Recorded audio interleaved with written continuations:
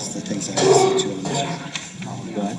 They revised the things I sent you. It wasn't a lot.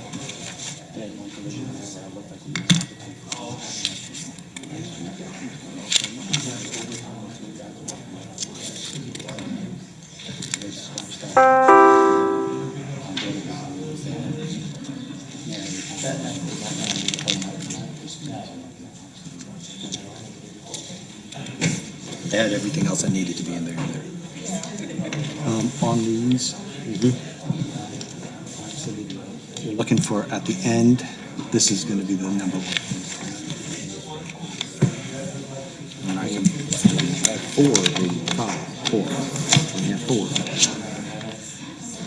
1, 2, 3, 4, 5, 6, 7 listed here that possibly sent to, but if we got four, we got four. David Moore, can you come here for a second, please? 4. Okay. I knew there was more here. Is it all the people that requested specs? Yeah, that's the plan holders. Okay.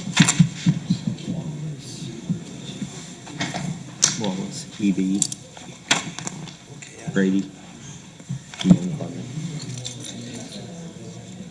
Okay.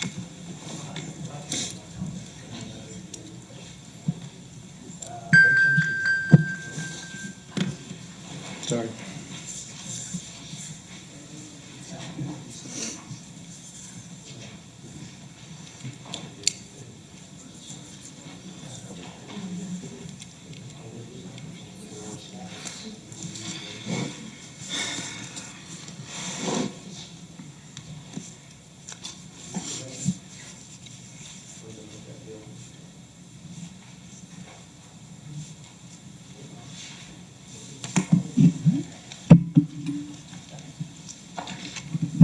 Gentlemen, ready? Would everyone please stand for the Pledge of Allegiance, remain standing for an invocation.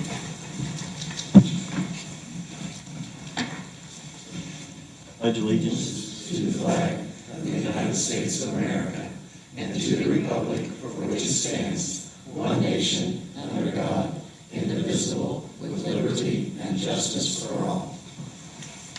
Dear God, as we gather this evening, this council asks, as always, for strength, courage, and wisdom. And we thank you for this wonderful town we live in and the privilege that we have to serve it. In Jesus' name we pray. Amen.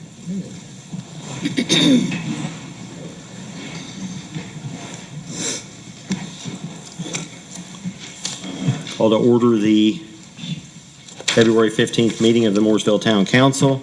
Gentlemen have had a chance to review the minutes. I need a motion to either approve or amend the minutes.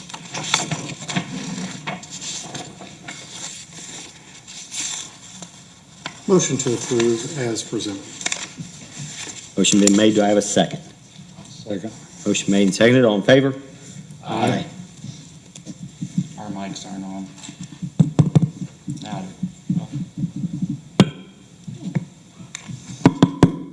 There we go. thanks. Yes.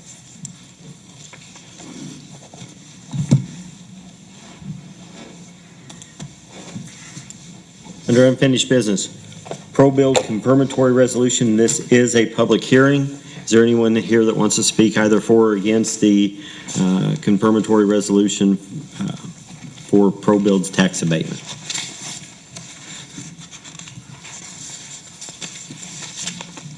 I just want to thank the council for previous abatements we've received and appreciate your consideration for our current abatement request. Anyone else? Motion to approve the public hearing? Or to close? Close the public hearing. Motion been made. Do I have a second? Second. Motion made and seconded. All in favor? Aye.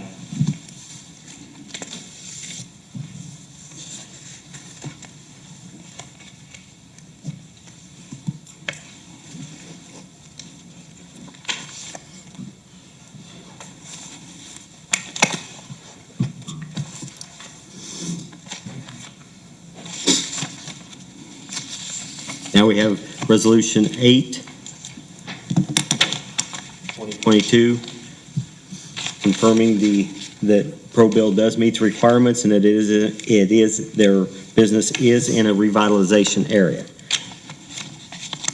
Motion to approve Resolution 8-2022.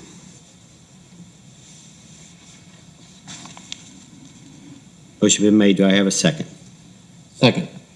Made and seconded. All in favor? Aye. Justin, Jeff, 5-0.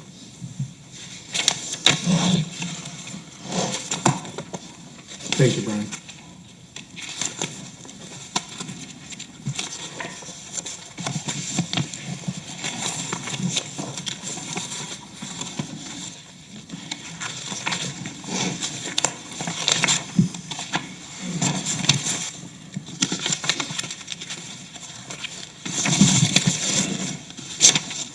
I did have one thing to ask about that real quickly. On the statement of benefits, personal property, it's signed by the president, but not the clerk, and on the other one, it was signed by both. So I don't know if that needs your signature or not. We signed them early, remember, during the declaratory, and then they came back. And It's just one form for the, we'll get it signed after. Okay. We have new ones here. oh, okay. I just noticed that they were different, so I wanted to say something.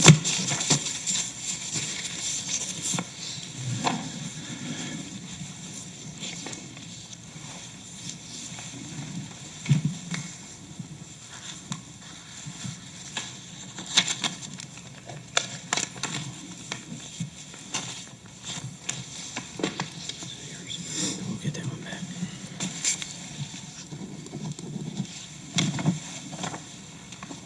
Next item on the agenda is the Cemetery Grave Digging Services Agreement. This was from our last meeting. This was back in December. Darrell Brown had sent with his bill a notice that he was changing or would like to change his prices at the beginning of the year. We had not had an opportunity to reach out to the mortuaries to convey the increase in price.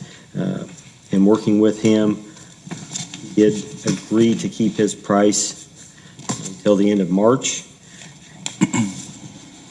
And then from April 1st of 2022 through December 31st of 2023, keep it at the $750 unless otherwise notified. Any questions on that?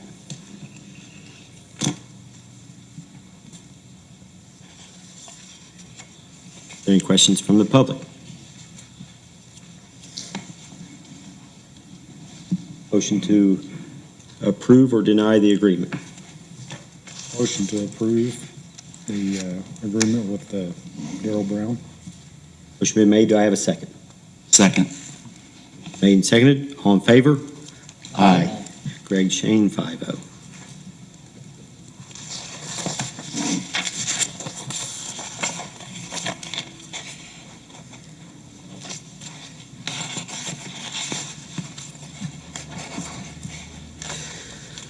Dave, with this agreement in place, can you please reach out to our mortuaries and please make a note of that to where it comes up?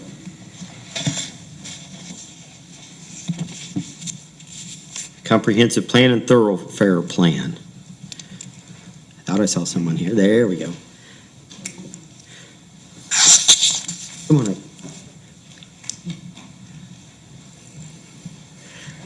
Hi. I didn't think you guys would want me back so soon, so thank you. I know you guys, if you have any questions. Corey couldn't make it tonight, so Jewel had asked for a few changes in the contract, and we made those changes. They were just two. I believe one was regarding overtime. I can't remember what the other one was. The other one's going to be jurisdiction in Morgan County as Right, opposed to that's Marion right. County. So we did make those changes today. Yeah, and the contract in front of you right now has those changes reflected in it, and it's got all the other language that I would request, so the contract is good to go, it's just whether or not you guys want to proceed with comprehensive plan. So I'm happy to answer any questions that I can.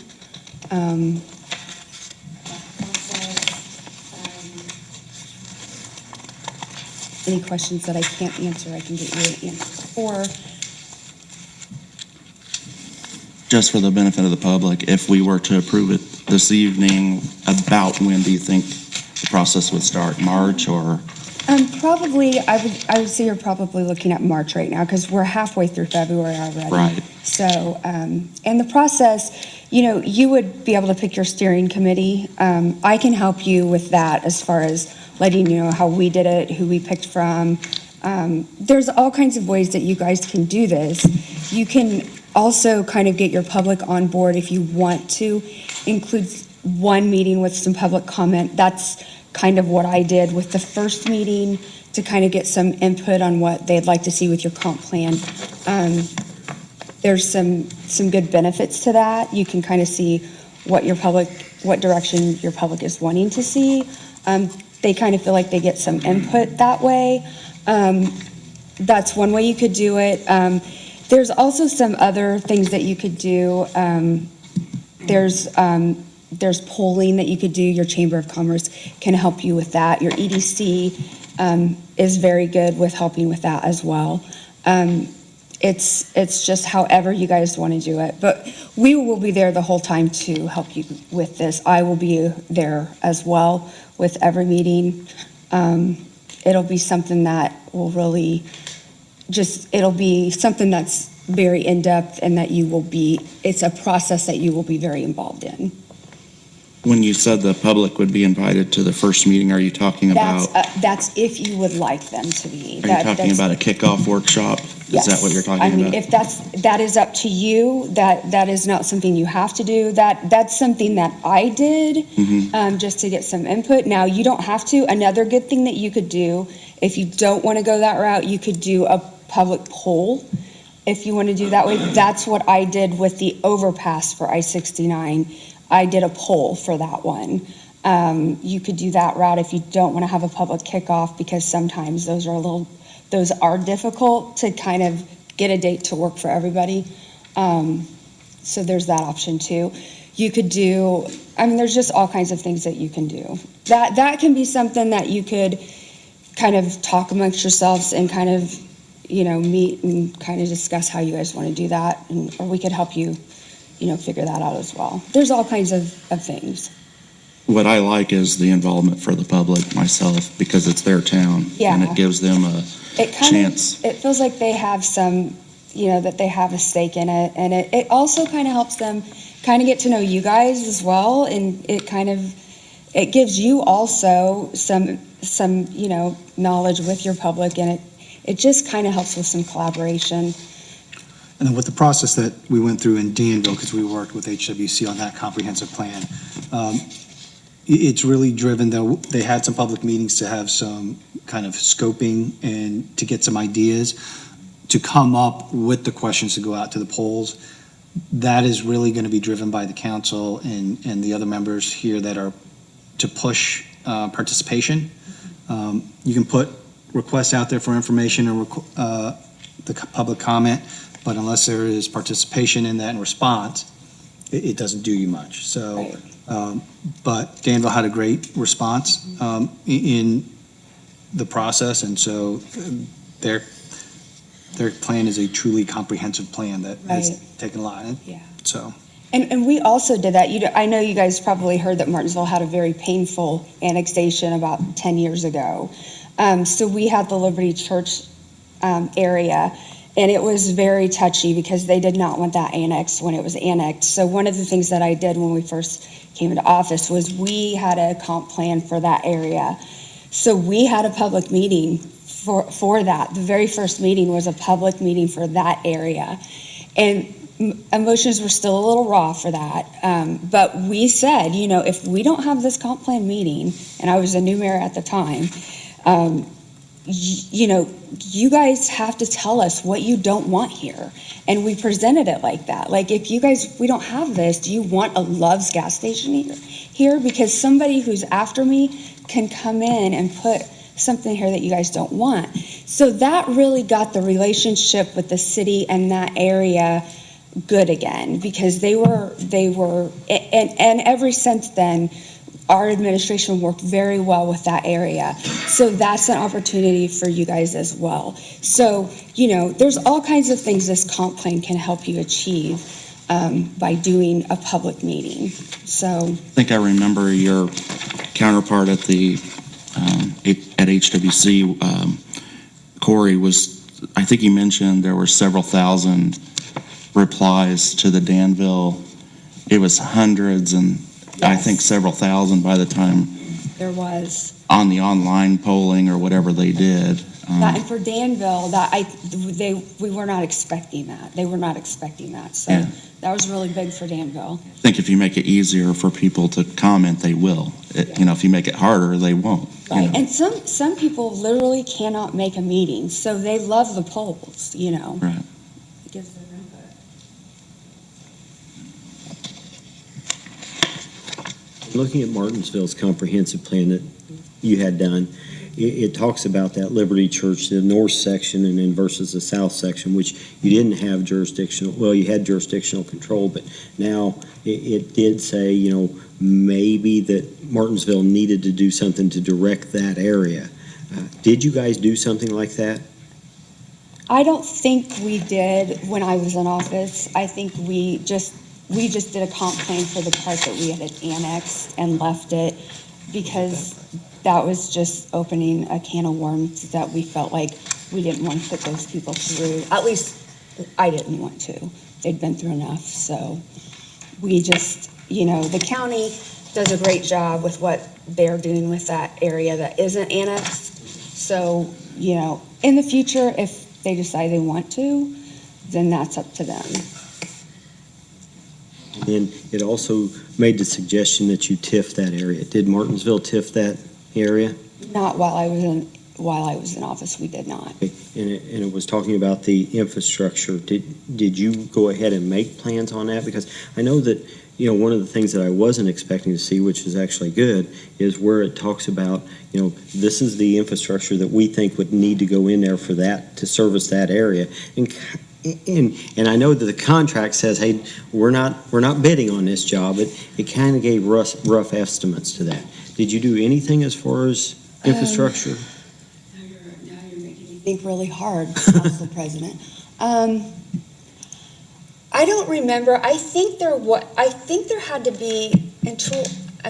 I'm thinking, did there have to be a feasibility access plan done when the annexation was done? Yeah, so you had your fiscal analysis that was done, and then the biggest part of that was the roads and what was going to be done there and also utilities. So, Yeah. my understanding was that there were, because I think this was before we were even there. And I just got on the council right as that was finishing out. The annexation. Yes, and so I was on the council 4 years when that was finishing up. It was done when I came on the council, and then I was mayor for 4 years. So, I just barely remember that.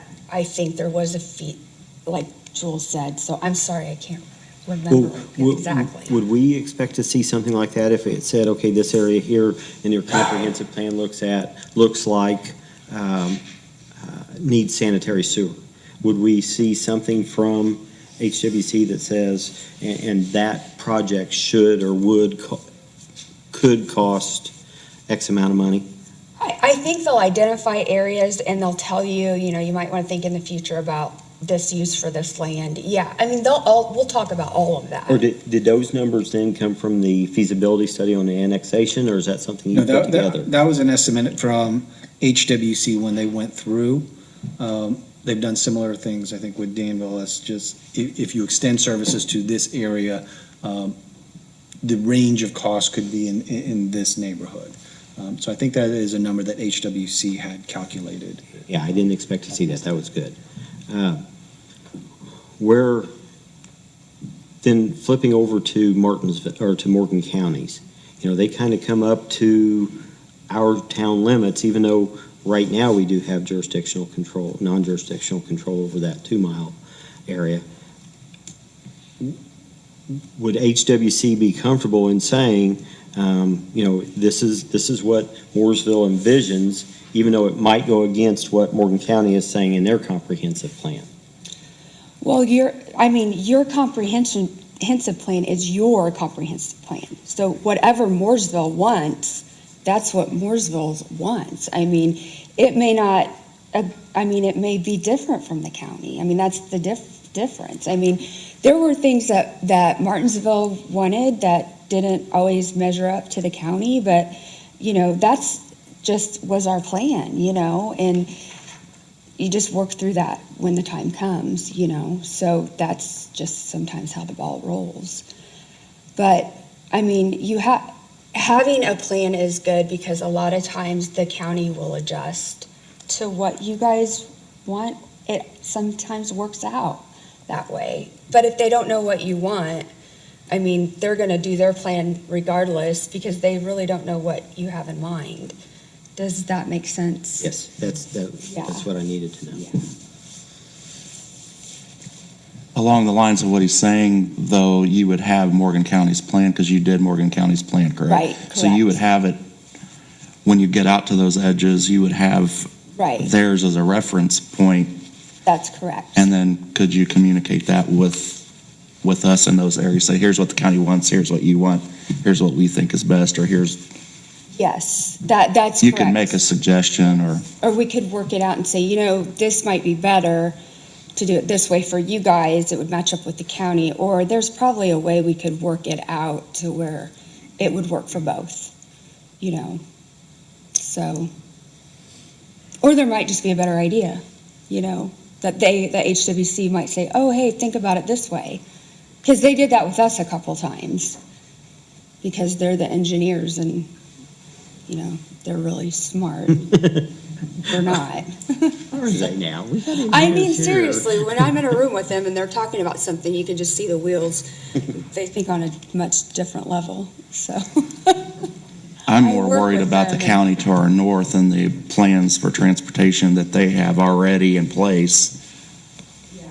And we're sitting here, there's very little to no communication between us and the, Well, and I think that will help with, having a plan in place will help with that as well, with that communication. you did theirs as well, correct? Yes, we did. They did, I didn't. Right, but your company did, Okay, yeah. you So they're familiar with all these Right. transportation networks that are in the works. They are, and they have them right there to kind of look up, and they can kind of at least tell you. It's just, you'll have all the information that you need to kind of be able to work around with your city, and you'll know, which will be good for you guys. We're the last one in the county that hasn't done this, or that's I believe so. Monrovia, Morgan County, Yeah, Martinsville. Martinsville, and actually I read in the paper last night that Martinsville, we just did ours in 2017, but the mayor is going to update the comp plan this year for, I don't know why, but he's going to update something I've read. So they're updating theirs already. So Monrovia, Morgan, I think Morgantown has done theirs, and then Morgan County, and then you guys, Martinsville, so yeah. You guys will be right up there. If we vote to move forward, what's the planning commission's role in this? Does it go to them as well, or do we drive it? That's kind of what I'm asking. So at the end of the day, you control. Like the plan commission would make recommendations that it's kind of like a zoning type situation where they make a recommendation as favorable, unfavorable type of situation. So they would make a recommendation to you, but the council is the one who has the ultimate control as to whether or not the plan is adopted. Okay. Or started, yeah. Or, yeah, the passage of this starts the process, period. Okay. But you guys drive the bus. And a good idea would be to put a couple of those people on your steering committee. Right.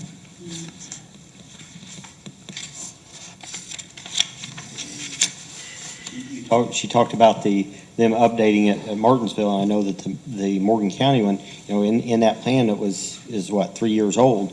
They talk about the I-70 interchange out there would be a good industrial area, but that they don't plan on it being developed anytime in the near future. And it's developed, it's done. So, I mean, it does change. It is a liquid. If you guys go up north, I have Boone County, Hancock County.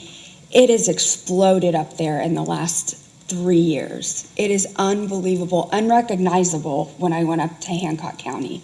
I could not believe it, just in a matter of a couple of years.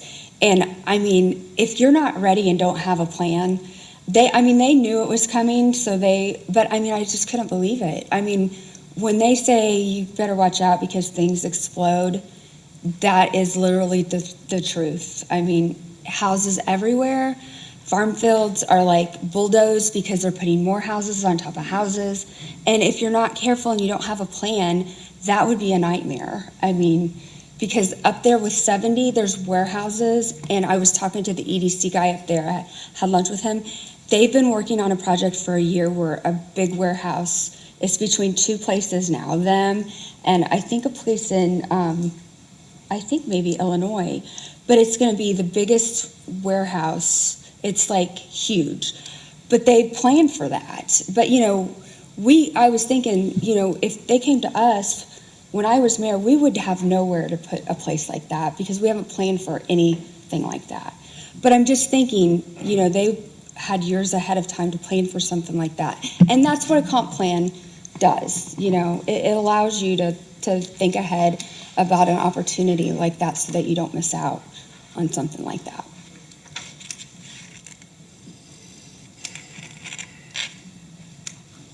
It's a method to control growth too, I think. Absolutely. It can go To both control ways. it, yeah.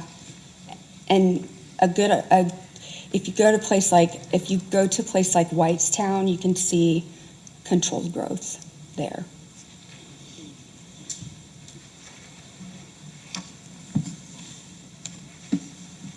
Any more comments from the council? Are there any comments from the audience? I was wondering, could you do a combination of Rebecca Williams?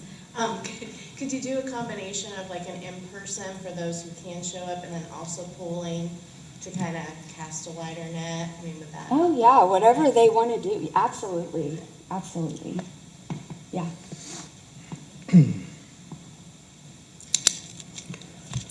I'm 50-50. I like the thoroughfare, but I keep going back to the comp plan. Who's going to enforce it? Who's going to use it? We have no central point. She mentioned all these places that have a mayor or a town manager. We have 5 of us. I think Mooresville will need a comp plan. I just don't know if it's putting the cart before the horse right now. And I thought about it enough that I asked the EDC if they would be willing to contribute. The soft answer was, we'll contribute to one town manager or comp plan or both. We just don't know how much. EDC or RDC? EDC. RDC cannot. I asked there too. Well, I asked our attorney. So I don't know if there's a lot of funding. I know there's some funding. Not 125,000. But that's not to exceed. It's true. We get 6 copies. Can we make it 8 copies? I bet we can fish one out of them. I want the thoroughfare plan. You mentioned Plainfield. Had talks with Plainfield. They have big aspirations, but I don't know about the comp plan yet. If you want my fully honest opinion.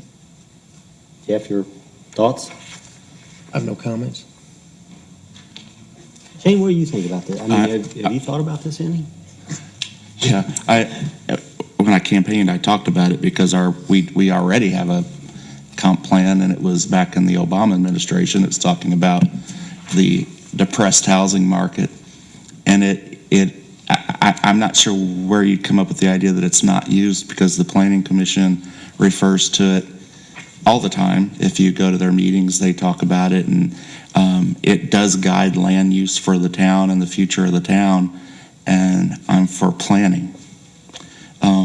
I just think that makes sense, and I'm also for bringing in the taxpayer. It's your town. How do you want it to grow or not? Give you some input, put you back in the driver's seat of your own town. It's expensive, yes, and we've only looked at one company because they've done all of the plans around us, and I've talked to some of those communities, and they like the result of what they got. So I think it's a good fit. I want somebody that knows the transportation networks of the communities around us. So I totally disagree that we won't use it. It should be used, and the old one's used. It's just the problem is it's really old. So the town thought we needed one 10 years ago, 11, 12 years ago, whatever it is, and I don't know why they would get one then and not now. That makes no sense to me. You have to update them at some point, so I'm for planning. Greg, your thoughts? Well, I think we're poised for a lot of growth around here. And we need a plan to follow. I do like that, you guys are everywhere. Are you in Johnson County very much? Or Oh, yes, we're in there. Cartersville? Yes, yeah. We've done theirs, yeah, You like that about it? yeah. Nope.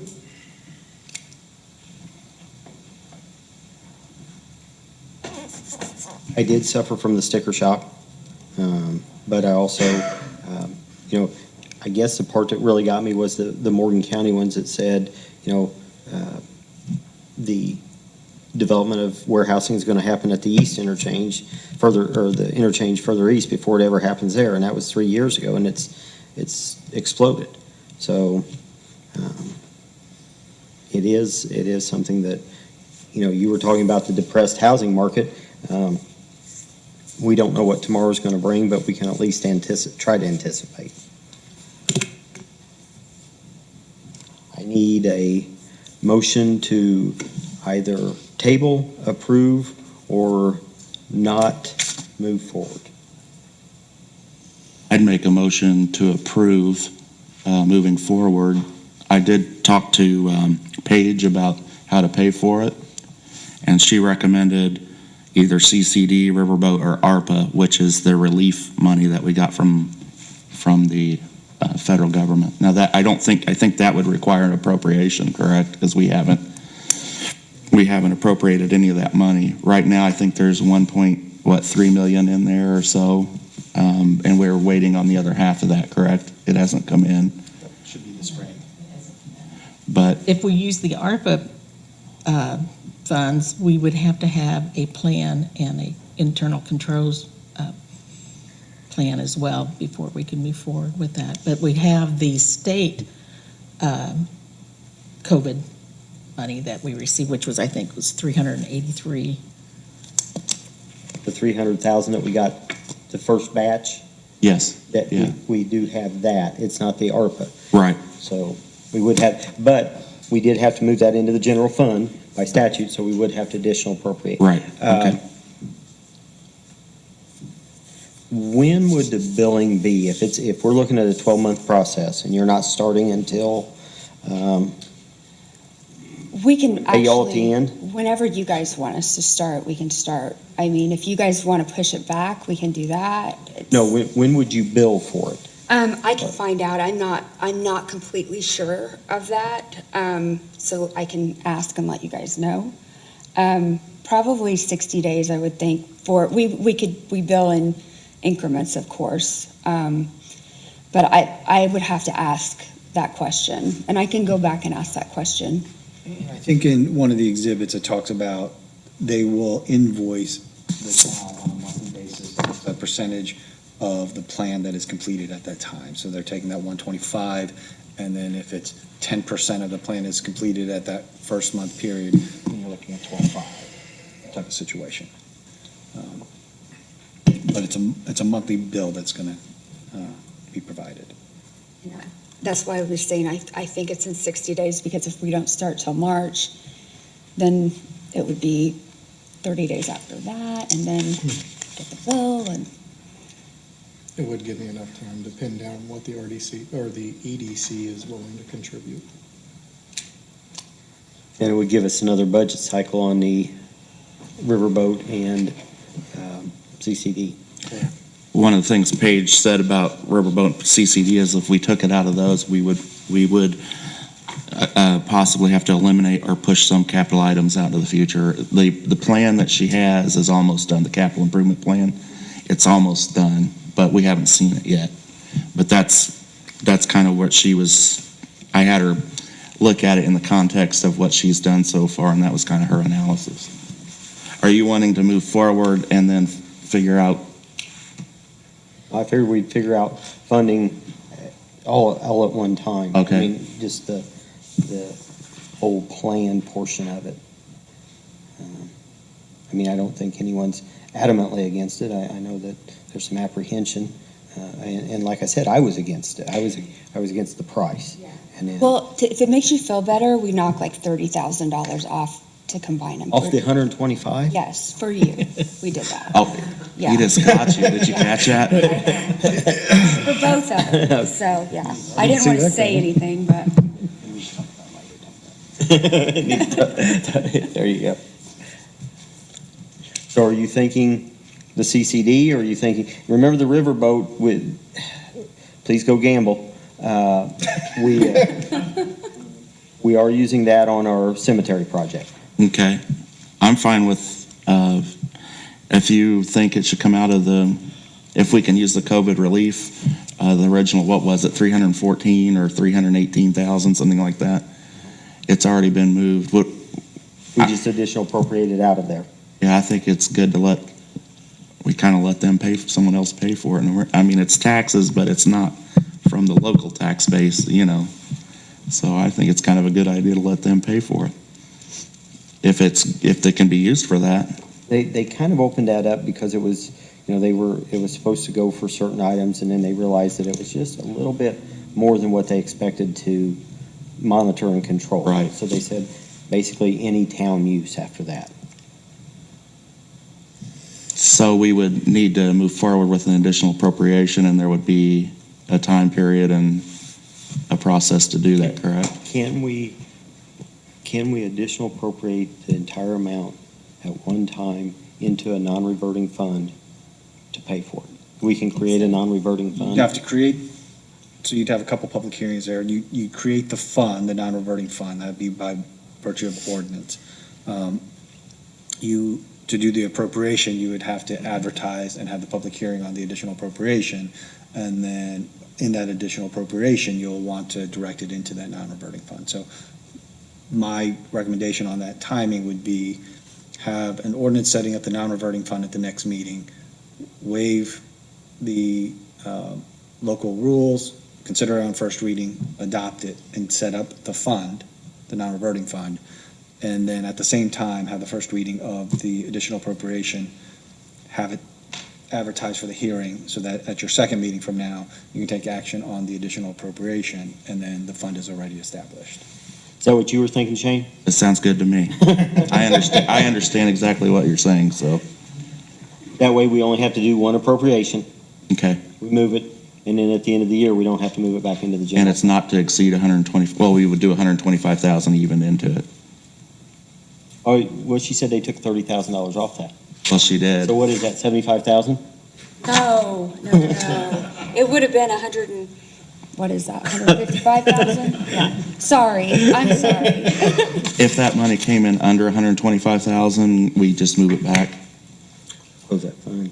after. Yeah, I mean, you'd have to close that, so you have a non-reverting fund, and so it doesn't go back at the end of the year, there's a carryover portion, so if the uses for that non-reverting fund are extinguished by the completion of this, and there's still money in there, you would have to take action to close a fund and have that return as surplus funds back to the general. Okay.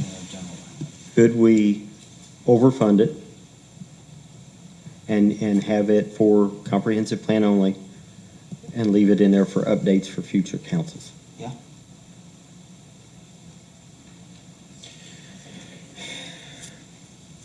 Look at you thinking into the future, you pro-growth guy, you. Someone else's money. I lean back in Do you case. see what I'm talking about? Yep. That way, maybe the decision wouldn't be so hard the next time. Be kind of like saving for the next time, yeah. Well, I think that maybe if we would update it, and I don't know if you have communities that are doing that are updating them at 3 years to where they don't have $125,000 at 10 years. Well, they're usually updated every 5 to 7, about 5 to 7. But I think that's a great idea. Are they at a reduced amount just to update them rather than start over? Normally, We yeah. get a HWC rewards card. Yeah, we have a punch card that we punch every time you update it. Don't lose it, though. So then the question is how much over if you want to do that? And so I'll just chime in here right now. That, you can make a determination on that number, because the first step is just going to be the creation of the fund. We can create the ordinance for the appropriation. You have the public hearing. My recommendation is for this first one, we'll create the ordinance for the total amount that's left on the COVID and advertise it as that. And then at the public hearing, you guys can make a determination because you can go down from that number. You can't go bigger than that number. And so Okay. by putting it for the entirety of that gives you the flexibility to say, okay, no, we don't want 300 in there. We want 150 or 175, whatever. But then you don't have to make that determination right now. So we'll just create it for the entirety of the COVID relief dollars. But you do have a motion Yep. Yeah. Have a motion right to, now on the contracts. have a motion to approve the contract and move forward with both the comprehensive plan and the thoroughfare plan by contract. And that'll start the process forward. And then we have the public hearings and all of that. Well, we'll motion that next after Okay. we do this. Okay. Motion been made. Do I have a second? Second. Made and seconded. All in favor? I'm an aye. Aye. See that one coming. Okay, I need no, we'd like for you to sit there. I'll stand here. No. I'm good. No, you're- Whatever you guys want me to do, I'll No, stand. I'll switch if you really want. Switch. That'd be great for me. Okay, well, I don't really want to switch because I've been there before. No, I'm teasing. 9 months. The next, Thank you, guys. I'm going to sit down. If you have any questions, just holler. Thank you. second copy. Okay, I think this is the one that she gave me as. Have a second copy. Now, the next motion would be to start the process to create a non-reverting fund to do this.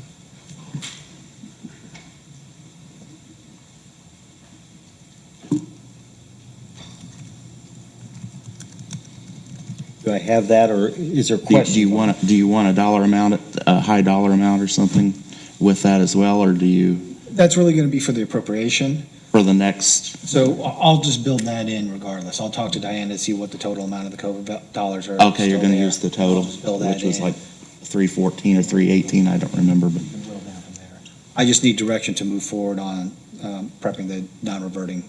okay, I'll make a motion to have the attorney go through the process of establishing a non-reverting fund via ordinance. Motion been made, do I have a second? Motion made and seconded. All in favor? Aye. Aye.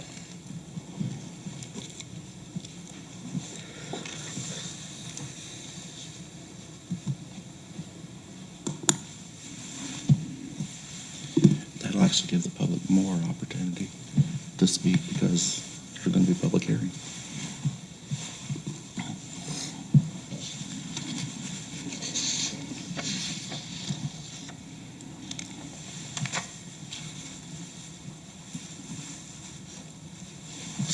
Next item, board appointment policy, Dr. Larry Moore, Community Taxpayer Association. Come on up.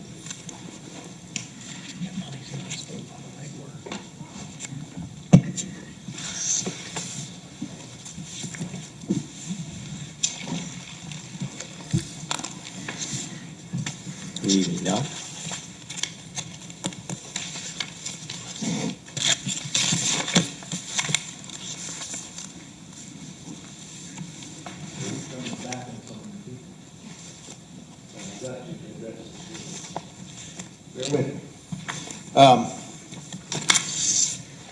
I am president of the Community Taxpayers Association, and our vice president is Greg Terhune, and our treasurer is Virginia Perry. Our secretary is David Reddick, and our sergeant at arms is Larry Ellis. And they're here as individuals to watch the meeting, actually. I'm going to have to work from notes because I have a couple things I want to ask. But essentially, what's happened is we're here tonight, not at Virginia's request, not at Virginia Perry's request. She did not request us to be here. She did not mention this to us. What happened was, I read this paper, Wednesday, January 26th. Council members at odds over appointment process. I read this article a couple, 3 times. Do you all see this? It's been a long time since we've had an article like this in our paper. I need it. And so I was surprised. I was really surprised. I had just stepped off of the RDC as the educational consultant because I was so convinced that things were going well and everybody was set in their places that it was time to bring in a fresher face with more contemporary information on the school corporation, because I've been retired for a few years and don't have the facts and figures at my fingertips like I used to. And so we were able, the school corporation was able to appoint the assistant superintendent, who does have those facts and figures at his fingertips, to offer consulting as the non-voting member of the RDC. So I'm here before the town council.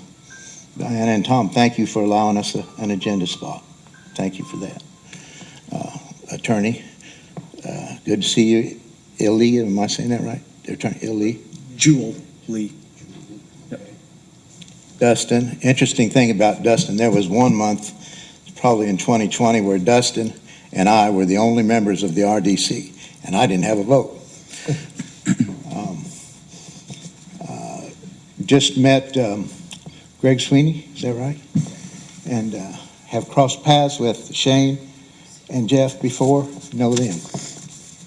So I want to thank you guys for giving me a chance just to talk to you a little bit more. After I read this paper, I consulted our membership in the Community Taxpayers Association and asked for suggestions. Well, the first one was, we better meet and talk this over, which we did. Again, that was not Virginia's recommendation, but we did that.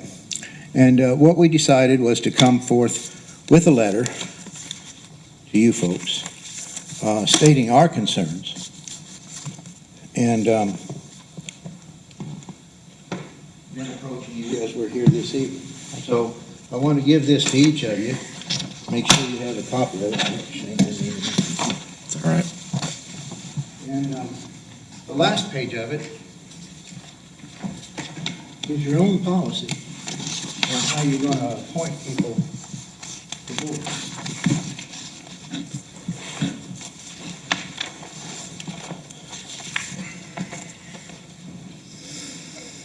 So here this comes.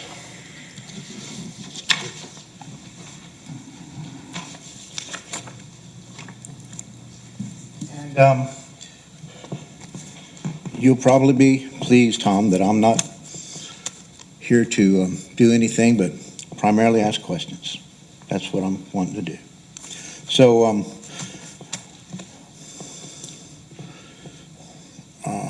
this letter says that on behalf of the Community Taxpayers Association, thank you for your attention to our concerns. We've been following recent events on the Town Council and the Mooresville Redevelopment Commission And we have summarized our questions and concerns below. The Town Council met on January 4th and made no new appointments to the RDC. I was under the impression that usually you're supposed to do that in the first meeting of the year, but I understand there are exceptions. Is that right? Yes, I mean, it's whenever the council, so the RDC commission members hold their position until they're replaced. Okay, so it doesn't have to be the first meeting? Doesn't have to be Okay, first. question one answered. Good, we're doing this. The Town Council made their appointments on January 18th. That was their second meeting of the year. However, the RDC met on January 6th and reorganized for the year. Now, let me stress that again. They met on January 6th and reorganized for the year, seated their people for the year on January 6th. Town Council hadn't done anything on the 4th. But the Town Council got together again on the 18th, and a new individual was named to the RDC, even though there were no reported vacancies on the RDC. And I think Dustin, who serves as the chairman, I think he was appointed separately, but also after three members of the RDC were reappointed, it was clear that Virginia Perry had been omitted from the reappointment list. And Virginia had received no notice of this action by the Town Council, and in fact was already in her seat on the RDC. She's the vice president of the RDC and was reseated on that group. So, got a hold of the Town Council appointment process, which is the third page of what I gave you, and have to ask you, you approved it on 1/21/20, have to ask you these questions. Did the Town Council members ask the current RDC appointees if they would like to serve another term? Specifically, did anyone ask Virginia Perry if she'd like to sit on the RDC again? Was a vacancy or open position on the RDC announced and posted as outlined in item 2 of the Town Council document? Did each Town Council member review any new applications to make a list of acceptable applicants to them? And then, as per steps 4 and 5, did each Town Council member list their choices for appointment to the RDC? Were these individual choices each announced publicly and recorded in the minutes of the meeting? This is all outlined by the Town Council appointment policy, approved 1/21/20, and this policy was developed by Chairman Dustin Stanley. Sorry. No, you're fine. I copied and pasted it from the state. So. Okay. If no RDC vacancies had been declared, and if Virginia Perry was already seated as the RDC Vice President for the year, and had not indicated a desire to step down or been informed that she was not to be reappointed to the RDC, how could any of the Town Council approved appointment procedures been followed? How could they follow their procedures without her even knowing that the procedure that she was being removed? In other words, was the procedure involving a replacement for Virginia Perry proper? And so we come, as you know, or you may not know, Community Taxpayers Association, we watch tax-generated funds, and we watch the groups that manage those funds. And so the skinny is that Virginia had questioned the contract of the consultant to the RDC, and that happened between the time that they realigned for the year and the next Town Council meeting, and all of a sudden, she was not on the Town Council anymore.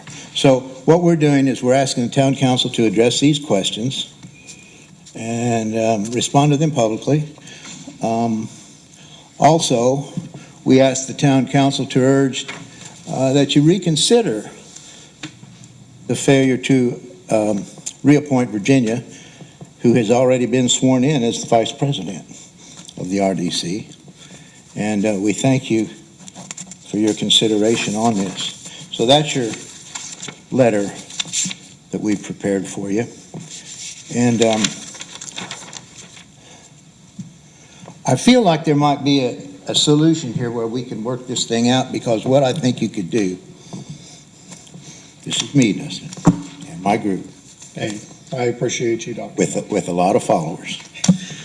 We think that there's an easy solution, and here's what we think it could be. A suggestion to you. We can't tell you what to do. We can make a suggestion. But we think maybe you should back off the new appointment and apologize to the lady that was appointed. Just tell her there's procedural problems and can't be put on there right now. Keep her in mind. Put Virginia back in place. And then, next year, not in January, but in November or December of this year, start a process if you're going to replace someone, and follow your own prescribed procedures that you have approved for appointments. If that needs to be done, then that'll go smoothly and there won't be any problems. But if you're going to do that again, I don't think you should wait until a second meeting in January to surprise someone without any indication of what's coming. Now, as I told you, Virginia has not asked us to be here. She's not asked us to say this, but we felt as a group, and as we watch groups that manage taxpayer funds, which, by the way, the RDC, a lot of people think they operate on grants. They do not. That's tax-generated money that is captured from the other taxing units and used for development in certain areas. So the other taxing units don't get some of that tax money because it goes to the RDC for development through TIF districts. And so they use that money for development. And it's a necessary evil because everybody knows that towns have to stay competitive, and TIF districts are about the only way you can do that. So just about every town has an RDC who manages captured tax money. So that's still tax money that they're operating on. So, and Virginia, she just questioned that on the contract of the employee who is to manage the affairs. What is her title, doesn't it? Consultant. So she questioned that, and zing, she's gone. So I think that we could back this off, walk away from it, learn something from it, and have it work out better. So that's our quest. Those are our questions, and that's our suggestion. You have any questions for me? How do you want these answered right now? Right now would be great. Do you have answers right now? And do you want each member to answer, or how do you want this to go? How do you guys like to work? It might be best if you answered individually. Or Tom, you want to do it? No, I want to look over your questions. I know you've had a lot of time to think about these questions, and these are the first I've seen them. So I will bring you answers at our next meeting. I do want to look at them and go over it. I'm going to shoot from the hip. Here's the issue. If you decide to walk this back a little bit, which you can do with apologies to the lady that hasn't even been sworn in yet, that needs to be done pretty soon, because I don't know when the RDC meets next. Do you? It's March, hang on. I'm getting a lot of messages. Looks like the March 3rd. Maybe it could be And done. our next meeting is March 1st. Okay. So maybe you could do it by then. Something for you to consider, but we would like answers, and we would like people to know. Thank you, Tom. Thank you. I'm fine with giving my answer now. We've talked about this for weeks. So unless I'm not allowed to speak, I'll go for it. You can speak at. I think that your questions are pertinent. I think your assessment of what happens accurate. I think it's a whole lot easier just to do what you say and follow policy. This wasn't rocket science here. The ultimate vote might not have changed because there was 3 of them and 2 of us, so that's the way it works. But you still can do it the right way. So question 1, did the town council ask the current RDC appointees if they would like to serve another term, specifically Virginia Perry? I can tell you I spoke with members who were reappointed. Brian Culp was one of them. Dana Heidenreich was another. They had no clue if they were going to be reappointed that night. So even in the affirmative, they had no clue. They weren't talked to. The policy is written by the town council for the town council. The redevelopment commission doesn't appoint people to its board. We do that, and the president of the council does that.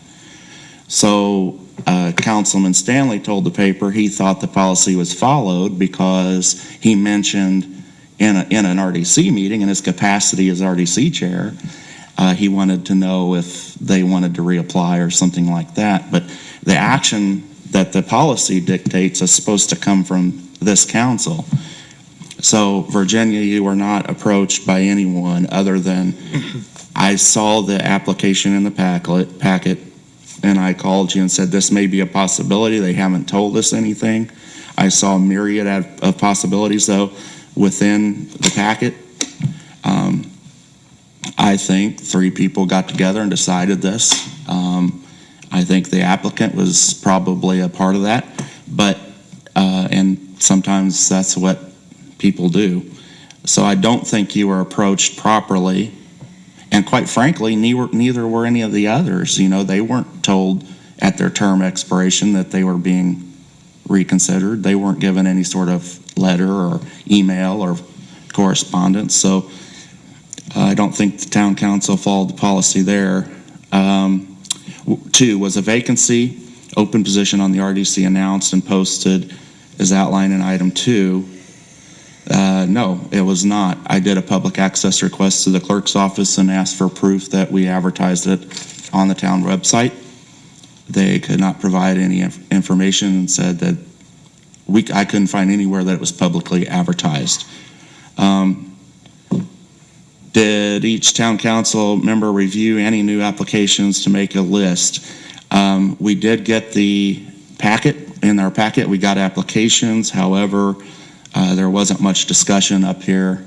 We weren't really given an opportunity to make any kind of list in a public meeting, that's for sure, or even behind closed doors we weren't, other than we were provided the packets, the applications of 2 applicants to RDC. So really, when it comes to listing our choices for appointment to the RDC, we didn't make any list. Even, in fact, during the meeting, when the quick motion came to put Aaron Bikeman-Pipkin on, and there was a quick second, there was really no discussion. I said, who are we removing? I was told, we don't know. So once I'm lied to on this council in a public meeting, there's not a lot I can do about it. I can't predict the future of everything going on. And I felt I was lied to right then because I think they knew exactly what they were doing. I'm sorry, I do. I'm here to represent you, not the people on this board. And I say what I think, and that's what I think. So no, I don't think we did number 3. Let's see. It's correct that Virginia Perry was seated. So was the chairman of the board, who told the paper, who told the public he wouldn't appoint people to his board that he chaired. Made a very forceful statement in a public meeting. Not only did he do that, he did it for 2 people, including himself, and seconded the motion to make the vote possible. So, again, I think we should do what we say and what we tell the public, and not make up excuses when we don't. So, but then last meeting too, I brought this up. I don't think you were here. I don't know if you watched it. But the town attorney said that, you know, this process that has words like should rather than shall and must, and that was the excuse given for not being able to hold members accountable. So if you look later in the agenda to tonight, I put discussion on appointment ordinance to try to put teeth in it.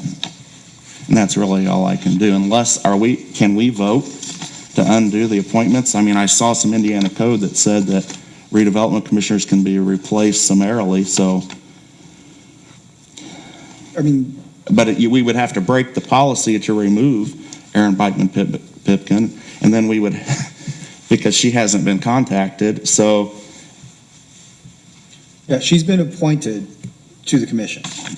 She could be removed via vote, correct? If, And start the process over, but then to do that in this meeting, I'd have to break the policy to do it. because she's not been communicated with. So it's just easier to do what you say. It's very difficult when you start playing games. I think it's always best to follow your policy. Always. You note that we're not here to attack Chelsea or her contract. Her contract was approved 4-1, and that's done. We're not here to do that. I'm not here to attack Dustin. It just turns out that he's kind of a key figure in this cog that's going around him. But nonetheless, without attacking, we've posed some serious questions, offered a suggestion, what we hope would be a way out, and then we could go on and maybe do a little better next time. Maybe. I would like to address Dr. Moore before you step down. First of all, thanks for coming. Thanks for bringing your organization here and holding us accountable. Some new faces here that were not here at the last meeting I'd like to talk to. I'm embarrassed. I'm embarrassed how it was ran. I'm embarrassed how it took place. I'm a part of that. I sat on this board. And if I'm embarrassed, I can only imagine how Virginia Perry feels, because we have absolutely drug her through the mud. And it's not right. It's not fair. And I'm sorry for that again. My couple questions to the attorney. What can we do to make this right? Can we, for the next meetings, to notify the proper people to make it fair and impartial? What can we do to make it right is the first question. My second question is to our board. Why did we replace her? I still don't have that answer. I mean, did something happen that I don't know of? Did we just pick her to replace her, or we didn't do it with any other member we appoint on any other board? So I'm kind of at a loss, and I kind of feel in the dark. I don't have any answers for that. In my time here, that's unprecedented, and usually the board members that aren't voluntarily stepping down just stay on it, and Sure. nobody is. That's right, and I've been on this board before. This is my third term. It'll be a total of 12 years when I'm done.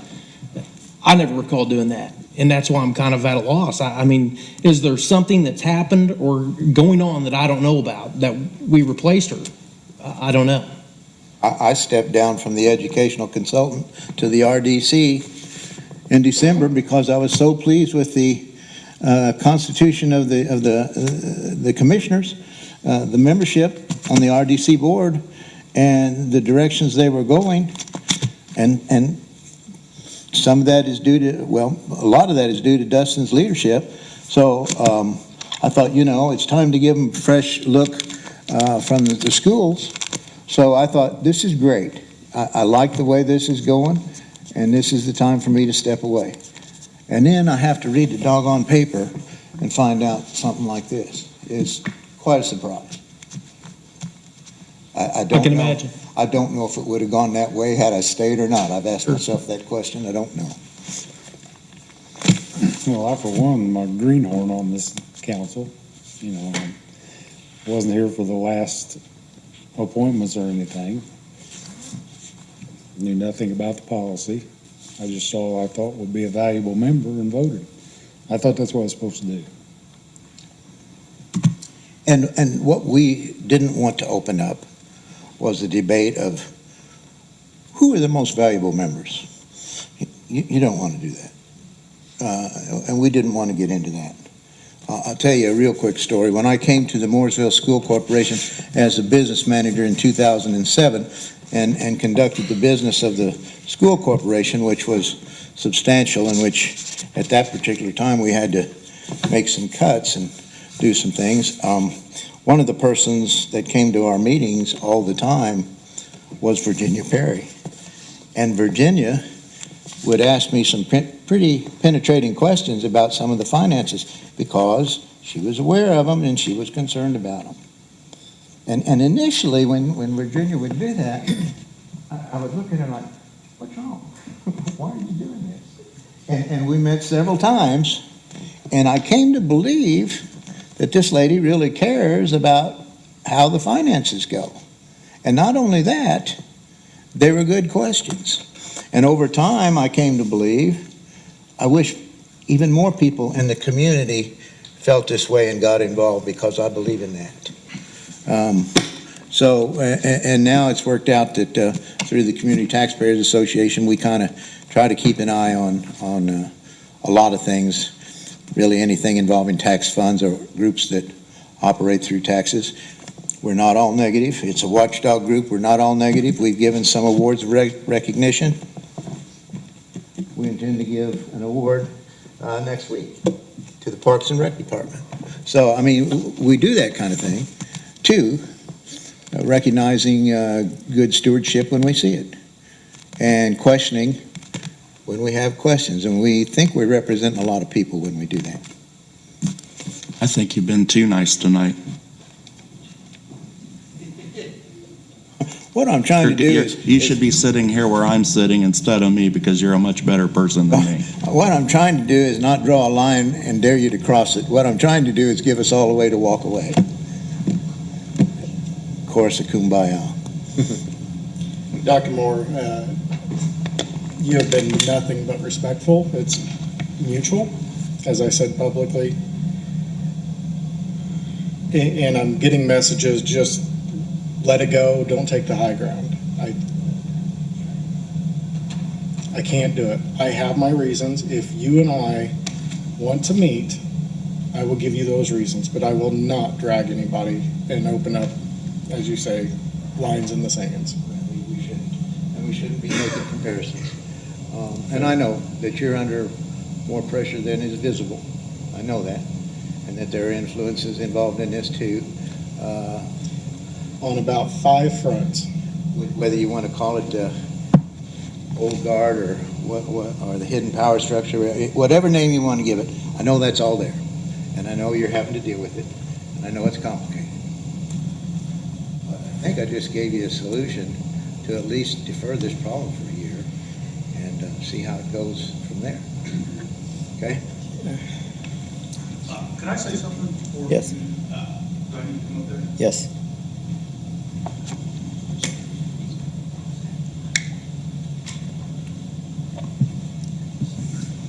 So I'm Jason Atwood, 126 Bridge Street.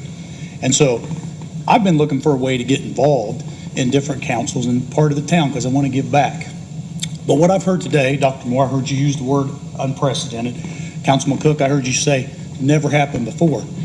I think when you answer all your questions that Dr. Moore put forth next week, one thing we should address is the policy for a guy like me. How do you get on these? Because it sounds like the RDC sounds like a lifetime appointment to me. That's what I'm getting out of it. If you're on the RDC and you say, hey, I'd like to do this, then it's going to be those 5 people or however many from now to the end of time. So if you could all address that next week, I'd appreciate it too. Or in 2 weeks, your next meeting. Thank you. You want to take it now? I mean, I can address that part right now. Under Indiana statute, the appointment to an RDC is for 1 year. And so it's a 1-year time period, and then it's up for reappointment every year. And so the only time that it goes over that is at the initial appointment, which is what happened last time. The initial appointment, I think, for Ms. Perry was in January 2 years ago, so that when we came around, under that statute, it said that she holds it to January 1st after, so she kept it for 2 years without going through the appointment process. But the statute mandates and dictates that it is a 1-year appointment, and then it comes up for reappointment. So, one thing that I want to make clear in this process is you can't override the council's powers that have been granted to it by statute for those appointments. And so, no matter what, that appointment for all of the redevelopment commissioners should come up each year. So. Can I say something to that? I understand that, and I know that's technically correct, and I know the town council has the power on this in the final say, and I accept that. But, as you said there as town council members, how do you feel knowing that you approved a policy and then you've completely thrown it out the window on a knee-jerk reaction in your last week? How does that feel? You feel good about that? You know, I was on that redevelopment commission 6 years ago for a while. Then for the last 4 years solid, I was the educational representative. And regardless of who was on the board, and there was a completely different board at one time, but regardless of who was on the board, members weren't treated that way. They were surprised with, oh, by the way, you're not on it anymore, after they'd just been sworn in again. That's kind of hard to take. I understand. If we're taking public, I'd like to add something to this too, if you guys don't mind. I'll be glad to come up. It's clear appointment process wasn't followed, and that it is what it is. But he did make a good suggestion.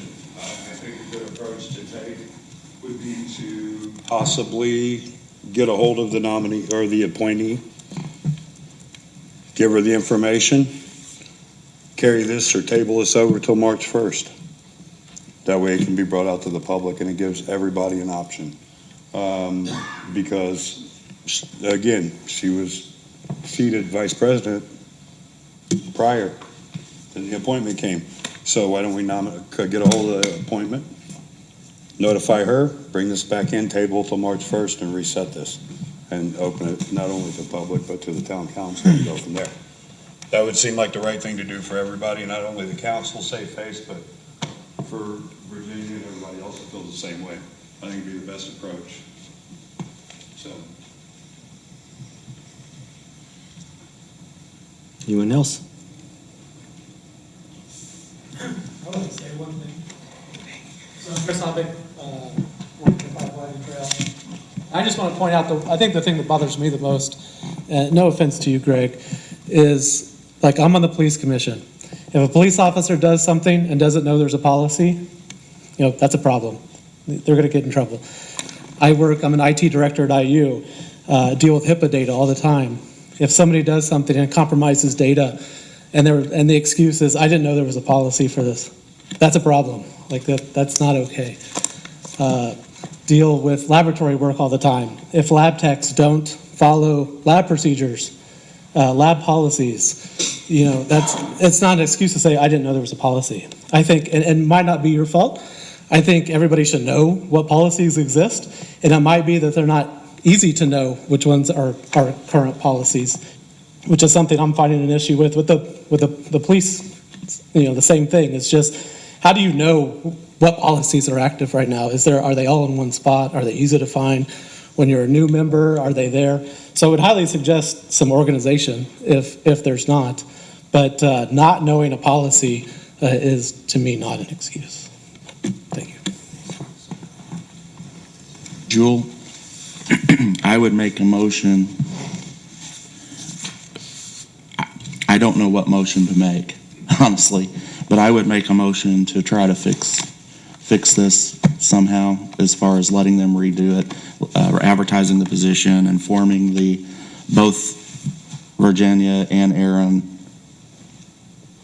Can you do something that at this point midterm? I mean, can we do something, or are we stuck by statute where we're at?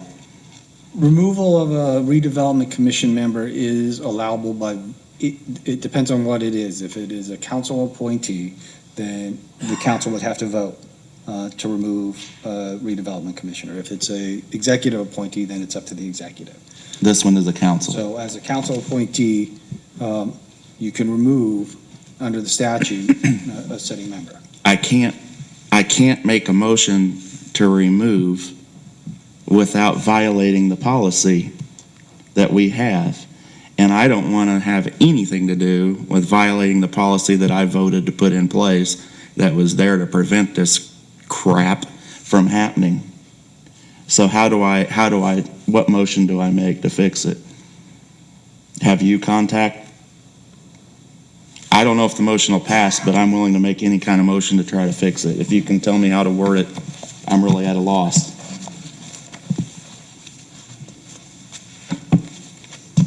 Your question is, you want a motion to address a situation that is compliant with the policy? Yes, but I don't know how to do that because because what was done was not compliant with the policy to begin with. So now it's put us in a position where, I mean, I think that the only thing that you could do, and I don't know that it's necessarily a motion today,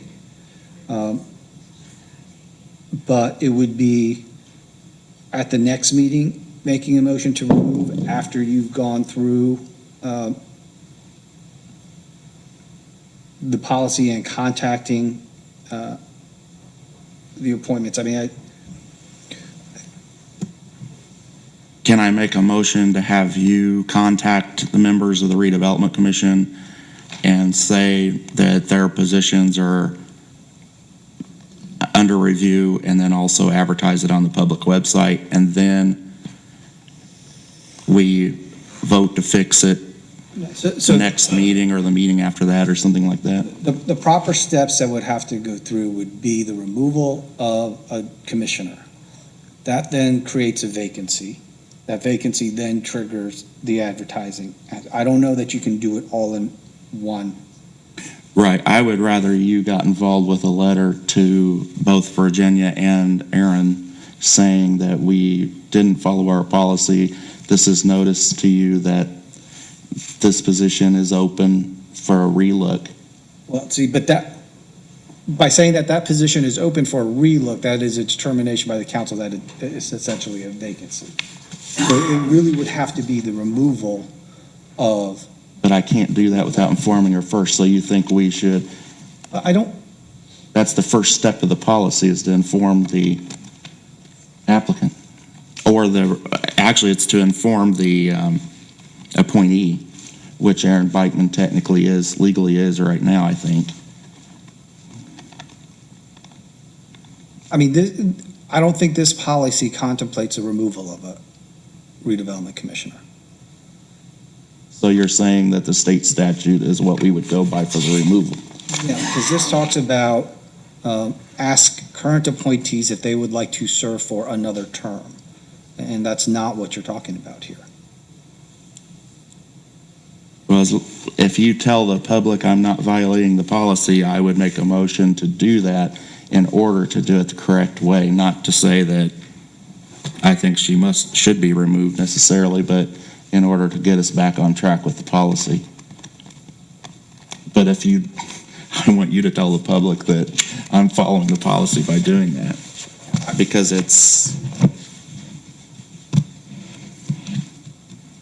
I don't know that I can.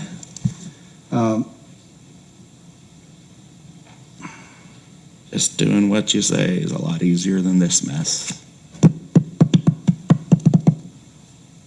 And I can't think of the motion to fix it and follow the policy and follow the statute.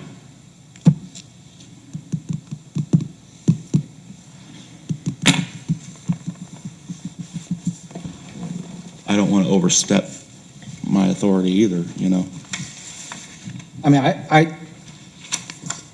I think my recommendation, if you want to cover yourself with the language of this policy to say if it applies to this, would be at the next meeting, make a motion to remove. But in the interim, let the appointee know that you are going to be making that motion to remove. And then if the council votes in favor for the removal of that commissioner, it creates a vacancy. If the council does not vote in favor of the removal of that commissioner, then a vacancy is not created. Would you draft a letter for me to do that? That just letting her know that that's what your intent is? I think Virginia probably deserves a letter too, just to cover us, because she never got one.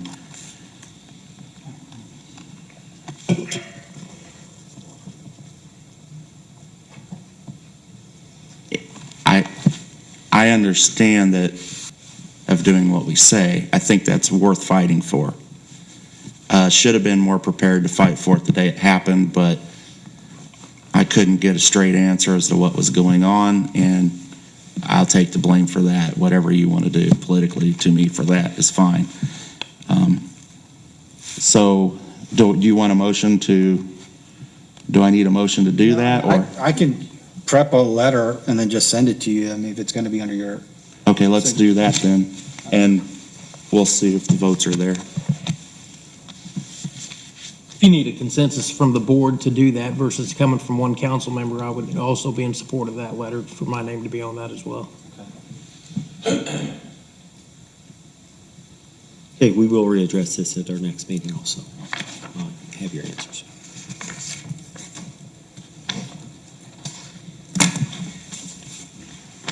That's all I know. I don't know what all, I don't know what's Normally, this is the evening that we're going to open our community crossings matching grant bids.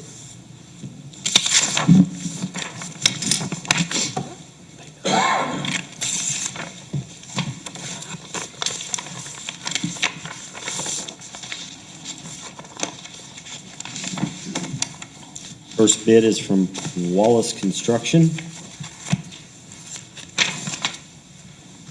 I don't care, it's wrong.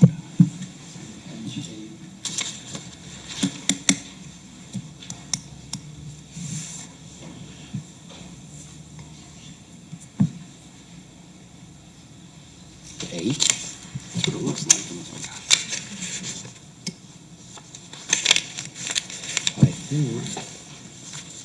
I think this is it here for bid amount. I think you're right.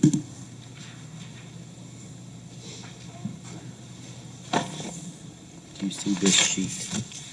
I'm looking for that sheet.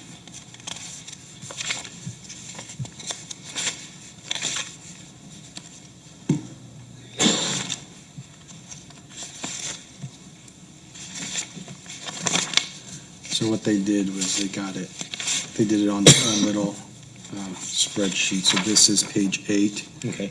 Total of unit price bids for all projects. $1,343,377.68. Say it again. $1,343,377.68.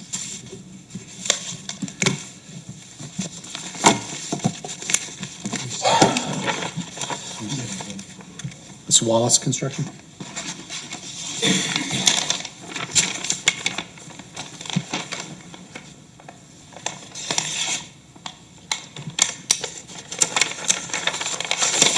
Next one is E&B Paving. They've done it the same way. Contractor bid for Form 96.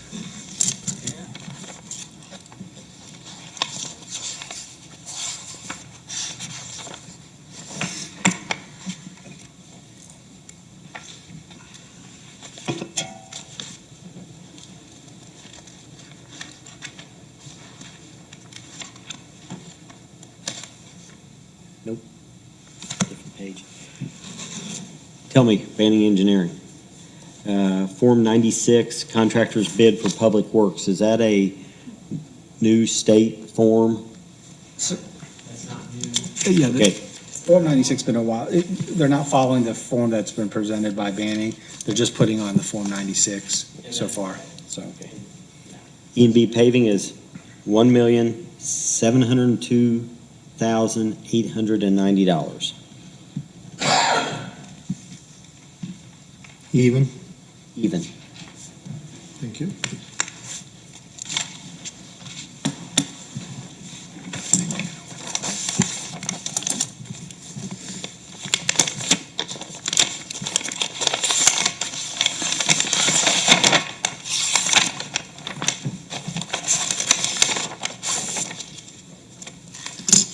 Next one is Grady Brothers.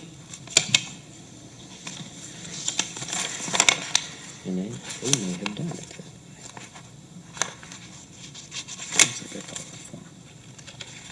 Looks like it doesn't. That'd be nice. That's the same. And Grady Brothers is $1,439,885.25.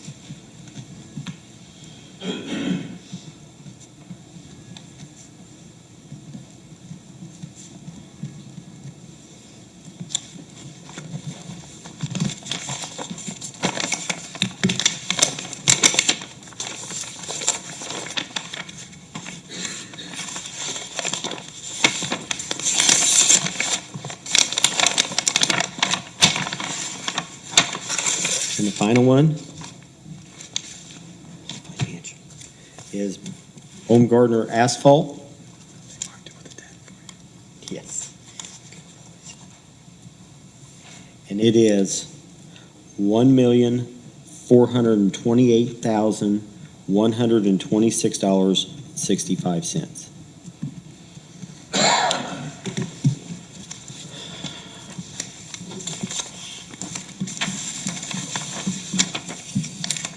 Since we started doing the community crossings matching grants, we've always felt like we left money on the table because we didn't, our bids did not reach that milestone of what we were awarded. And tonight I would say that we made up for that. Part of the downside to it is it's all or none with the community matching grant fund. So we're solvent, we can do it, but this time here we did take advantage of the full opportunity that was provided for us. Gentlemen, what we usually do is send this back with Dave and have him and Banning look over it, proofread it, and make sure that that's what we want to do, and then award it at our next meeting. So moved.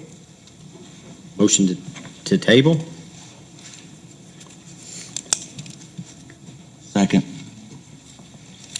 Motion made and seconded. All in favor? Aye. Dustin Shane, 5-0.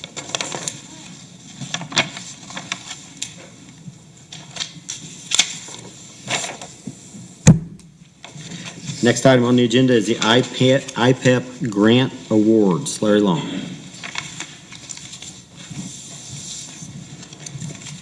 Hopefully on a much lighter note. IPEP has a safety grant that you can apply for each year, each of the departments. And proud to announce that in Mooresville got two of the grants, one for the Parks Department and one for the Police Department. And if Chris and Kevin. come up.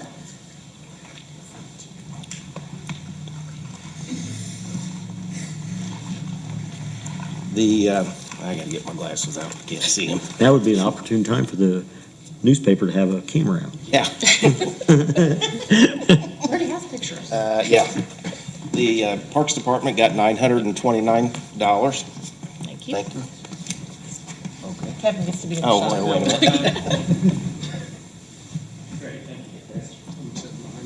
a minute. Yeah. And the Police Department got $47.56. Thank you.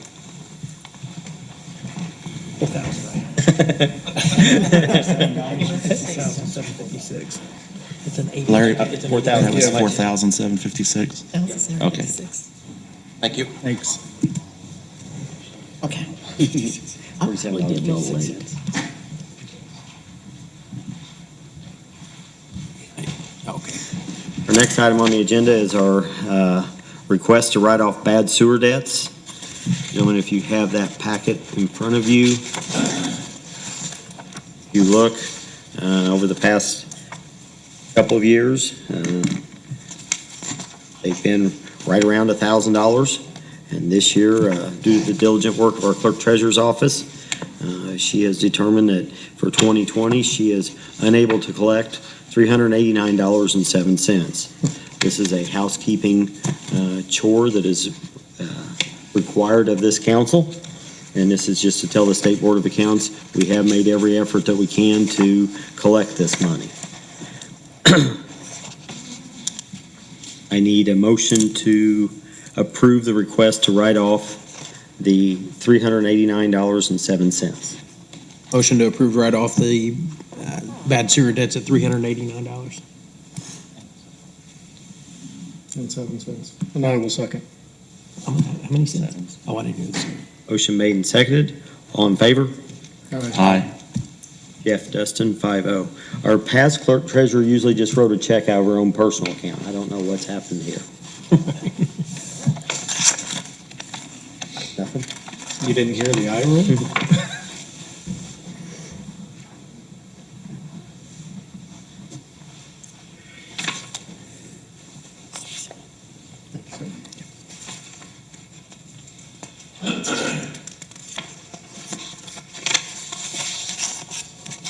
Next item on the agenda is the Resolution 10, 2022.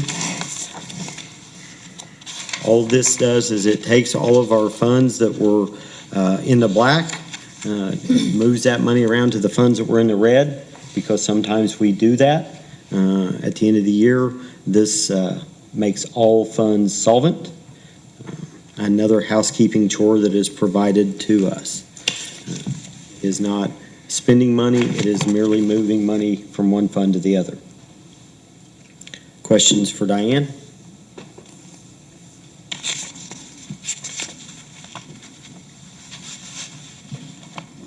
Comments? Motions? Motion to approve. Motion been made for the transfer of funds. Do I have a Second. motion made and seconded? All in favor? Aye. Dustin Shane, 5-0.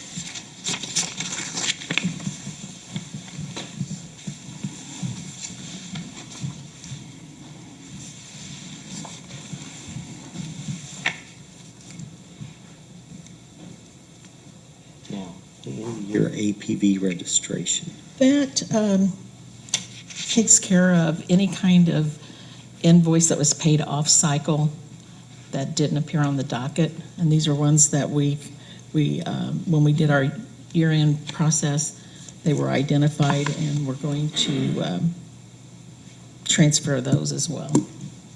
And is that outside of the resolution?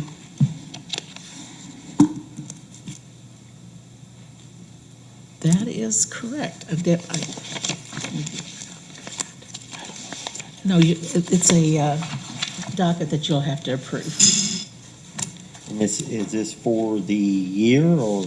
No, this is for any AP vouchers that were any invoices that were paid, but they never appeared on a docket in the town council. So we have to have you approve those before we can clear them off the books as being paid. It's a year-end housekeeping process. Okay, so this is the ones that had to be paid because of due dates and what have you. Right.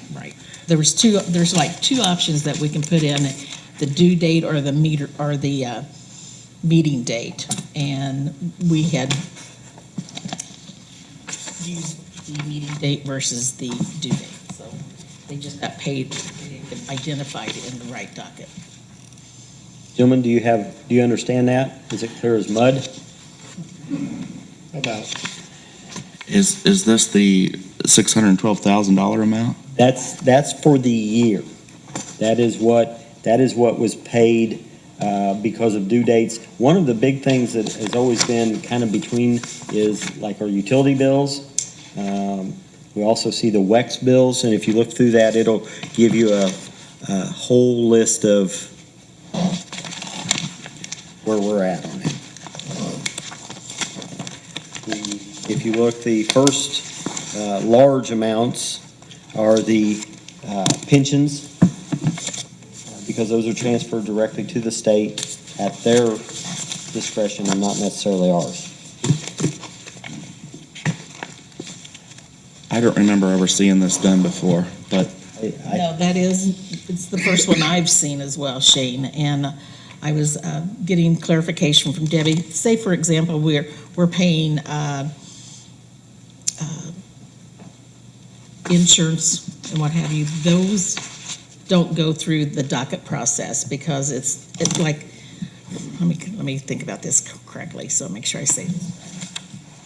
There are funds that we pay out for employees, like they have a disability insurance through Aflac, okay? We pay those, but they don't come through the docket.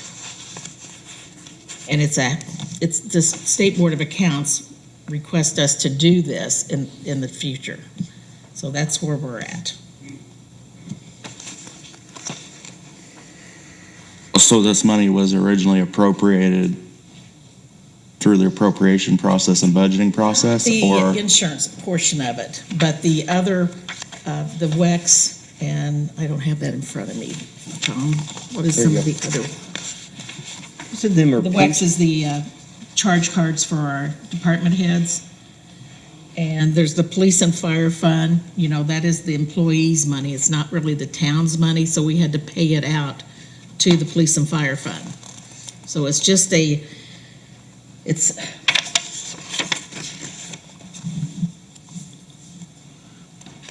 maybe we could just table this and get Yeah.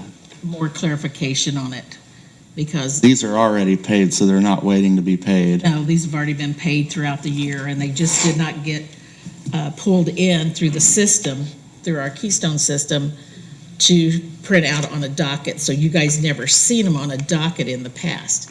And my question was, what are we doing internally to catch that in the future? Because I feel that we should be running a register tape on all the invoices, and when we have a docket, those should equal. And that is where I'm going to bridge that gap that it didn't happen. But are you sure these didn't appear on, and the only reason I say that is when there was WEX bills in there that are paid in between, or the transfer of funds, payroll, salaries, they're paid, but then they're always on the docket. Because I've cross-checked those. Well, like I said, the software is very complex. It has a date that you put in there, so everything is pulled in when you run your docket, okay? We were putting the wrong date in there, so they weren't showing up on your docket, although they were being paid. But I'm addressing that as an issue internally. How about a motion to table that? Motion to table. Better explanation at our next meeting. Second.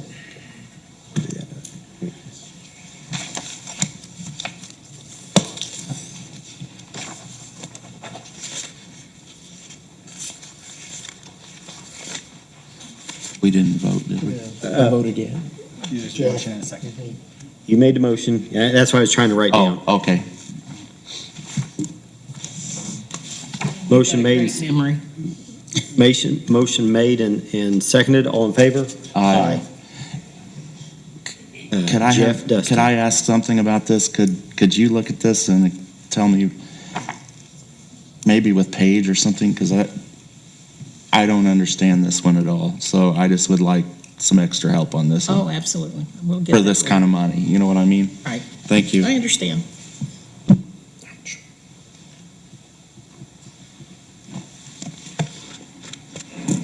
Hey, Shane, I think these next three are yours. Okay, basically what I did as a result of the last meeting, and also a phone call with the town attorney after the last meeting, we talked about this very appointment policy that was passed. It was not passed via ordinance. And I think during you can correct me if I'm wrong, Jewel, but I think you mentioned this in the last meeting that, number one, for it to have more teeth or whatever,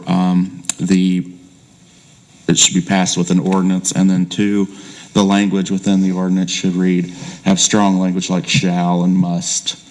And so what I would like, I added a couple things here for the next three agenda items. It's the appointment policy. And then I put nepotism and conflicts ordinance. And I would just like him to look into what we have and see if it's adequate.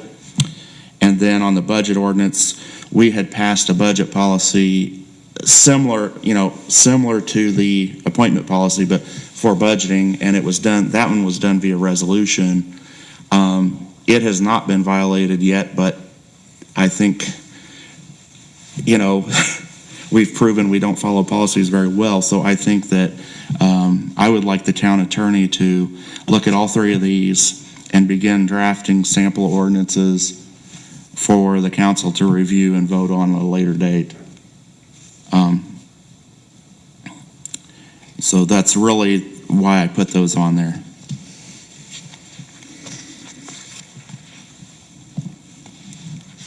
Do you understand? That form of motion. Yeah, I'd make a motion to do that. And Joel, did I describe what you recommended adequately? Yeah, in order to make it a law, a binding law over the operations of the council, you want it in an ordinance format. And then you want absolute language, because the should, may, that kind of language is not an absolute.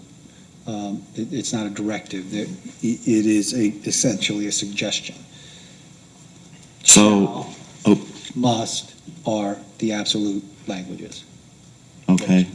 So I would make a motion to have Jewel review and/or recommend ordinances for the appointment policy, budget policy, and nepotism, conflicts of ordinance, and see where conflicts of interest, sorry, just to see if we're in good standing with what we have for that. Was that clear? Motion made. Motion made. Do I have a second? I'll second that. As far as nepotism, is that there was some conflict earlier in the year with this, with our policy being more strict than state law? Are we gonna mirror state law with our wording, or is that gonna be once you rewrite it? I'll compare what you guys have to what the state statute is. Okay.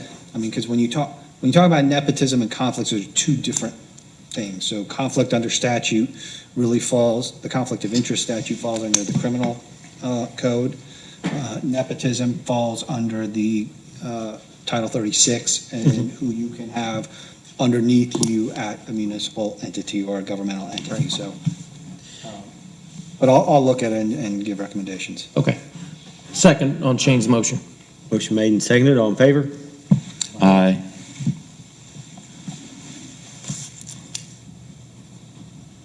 Department head reports.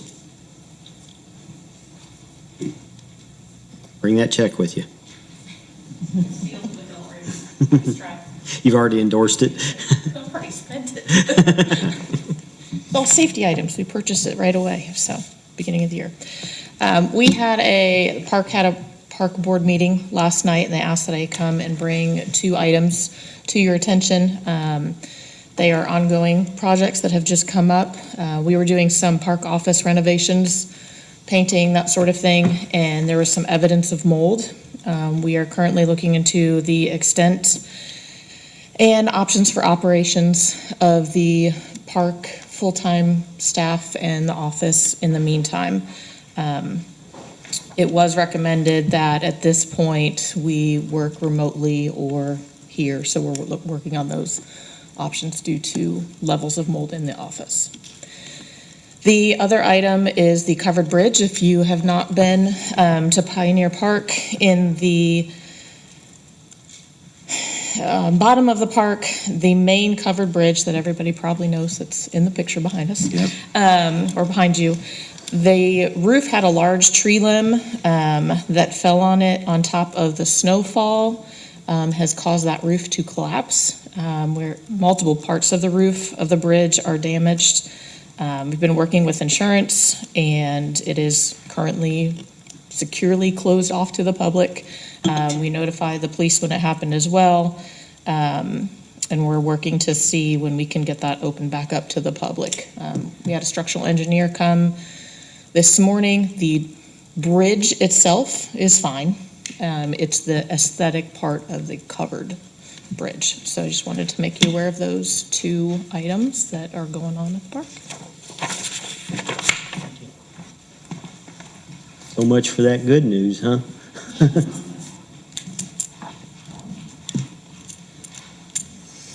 Only have a couple things. First thing is the submission for the grant for the body cams. That's been submitted. Probably next town board meeting, I'll probably bring that back up, just due to the fact that we could still purchase that stuff and get the ball rolling. If we're approved, we'll get reimbursed back some of that money, depending upon what the state approves or if they approve it. Next thing is the stats we did. This is for January 2022. Incident reports, we did 212. There were 40 arrest reports, 82 citations, 365 warnings. Total CAD calls of service, including fire and law enforcement, was 3,300. Accident reports, 38. Property damage were 35. Personal injury, 2, with 1 hit and run. That's all I really have, unless anybody has any questions. Thank you. No more department heads. Legal counsel. Okay, I got several different things for you to consider. One is Resolution 9, 2022. This resolution goes with the ADA compliance stuff. This is to make sure that you guys have something in place. We're working through the process of getting everything lined out completely. What this resolution does is it buys a little bit of time, saying, hey, we've got this in place. Here are the other things that we need to finalize in order to be compliant with the ADA. But it allows you to be accessible to NDOT grants and things of that nature. So that is up for your consideration as a resolution, so it could be acted on tonight. If you look at the language on it, it does say that we will do an assessment of all of our sidewalks and curbs. Dave did tell me when I asked him that we had completed that. There may be some areas that he want to go back and look at again. But Banning had worked with him on filling out the forms in a manner that they had been filled out in other communities.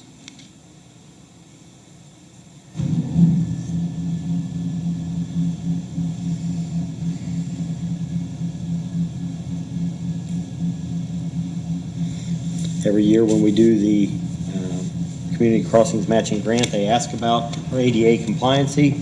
We give them answers, and now maybe getting just a little more strict or a little more questioning on where we're at on that. Comments or questions? Is the resolution strong enough? It's a resolution. That's all that's needed for the ADA. All right. And this part of it. Once you get to the acceptance of the final document and the ADA plan, we'll make that by way of ordinance.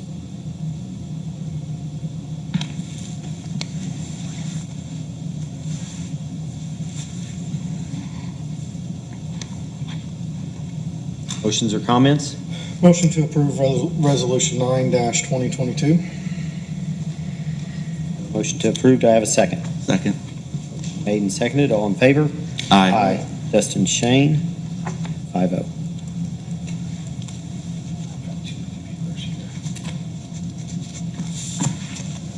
The next thing I have for your consideration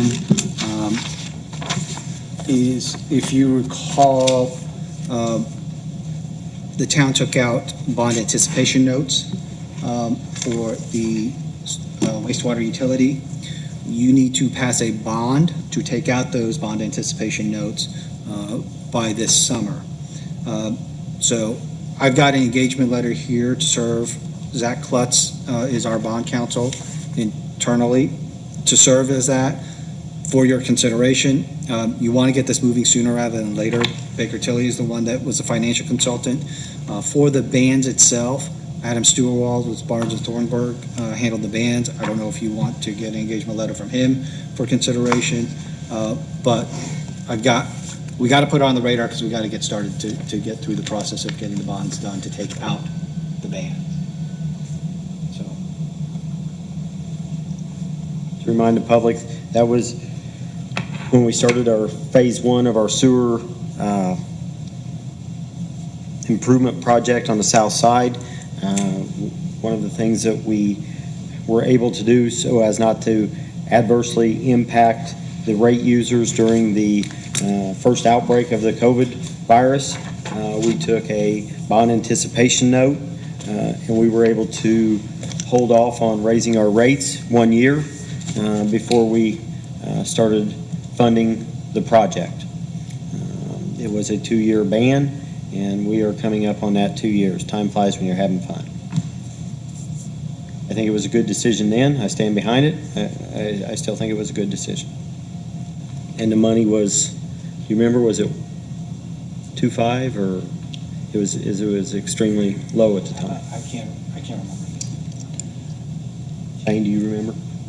Yeah.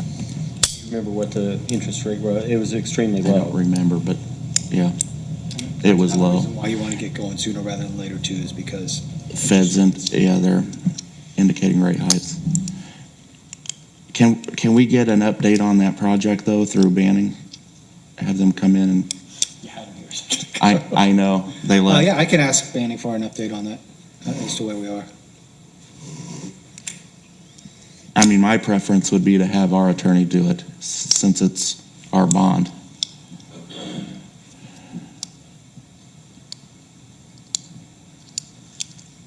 Jeff? I agree. I mean, it's like Shane said. Have our attorneys do it. Just make the language strong enough, Jewel. Have to under bond. Yes, that was a jab.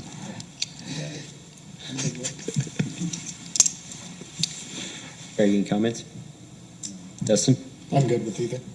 I need a motion to enter into an agreement on an engagement letter with Taft Law. I'll make that motion to enter into the agreement with Taft Law for the purposes of bonding for the sewer projects and taking out the ban. Made, do I have a second? Second. Oh, sorry. Right once. Greg did it first. Motion made and seconded, all in favor? Aye. Shane, Greg, 5-0. That's all that I have. Public comments, please. Yes, please. Hello, my name is Teresa Carr. I have a business at the end of Harrison Street here. And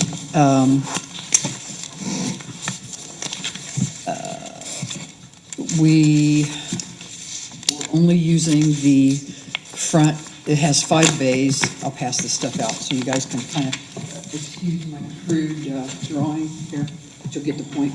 That's pretty good, actually. Is it? Okay, good.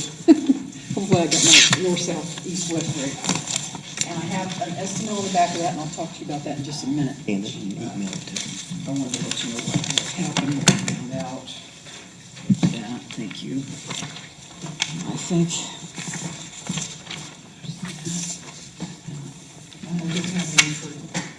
I'll share. Anyway, my son had been running this business. It was Cars Automotive. I've been there for over 20 years. And like I said, we were using the front half because business had dropped, pandemic, all of that stuff. And I had been out of commission, back surgery, anyway, whatever, I'm up and running again. But he had taken care of it, and back in, I want to say 18, and you all can probably look at the records and find out exactly the date of when this happened, but the storm drain behind the building, between the gas station and my building, the town storm drain, if you'll see it, I've got it marked there. I hope you can tell what it, the little dot. Anyway, it clogged up, completely clogged, stopped. It flooded my building, completely flooded the building. The lot, everything was running through and out to the drain on Harrison Street, okay? So, again, we were using the front part of the building, didn't use the back bathroom. I also have an oil separator. You guys know what an oil separator is for automotive shop? Okay, I have that back there. I don't empty it very much because it just doesn't need it. It's big, it doesn't need it very much. So we noticed it was starting to get too full. So my son had a company or a guy come in and he ran a camera and he could not get something to turn, like make an angle on the camera. So we couldn't, the separators clogged up, trying to make a long story short here. The separators clogged up. I did not know that until about October. So I've been trying to deal with that. I've had plumbers come in, I've got estimates. The first estimate, $15,000, scared me really bad. I'm a little business. So anyway, the best estimate I have now is that one on the back, the $6,200. Anyway, what happened is when they repaired that line back there, they pressurized it. It exploded into my bathroom. It went all over everything. That was a mess to clean up. I got the toilet unclogged.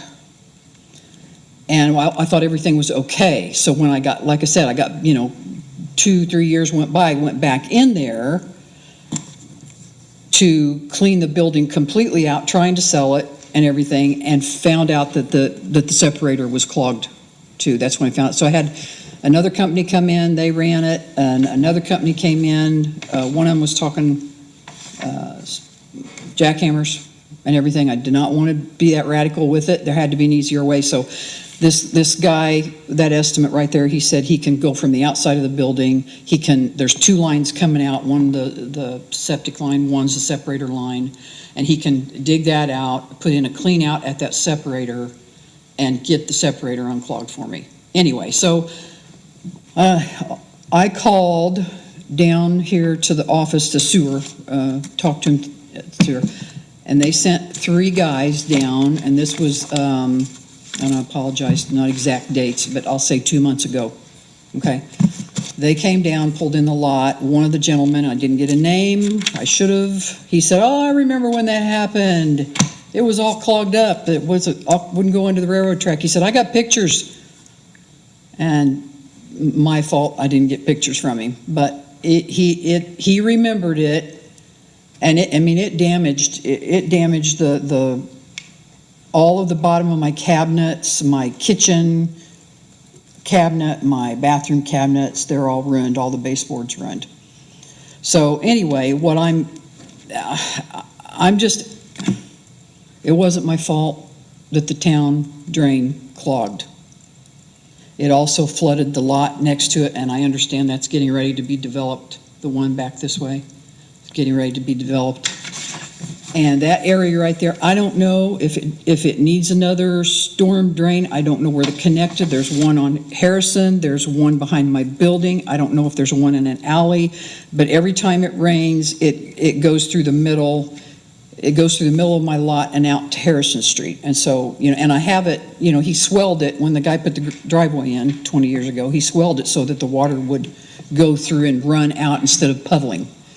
So anyway, I guess my question is do I have a chance to get any help from the town to repair? Okay, let me back up. I'm sorry, I'm tired. I know you guys, I was thinking about running for board. I don't think so after this. You guys got a lot to do. More fun than you'll ever experience anywhere else.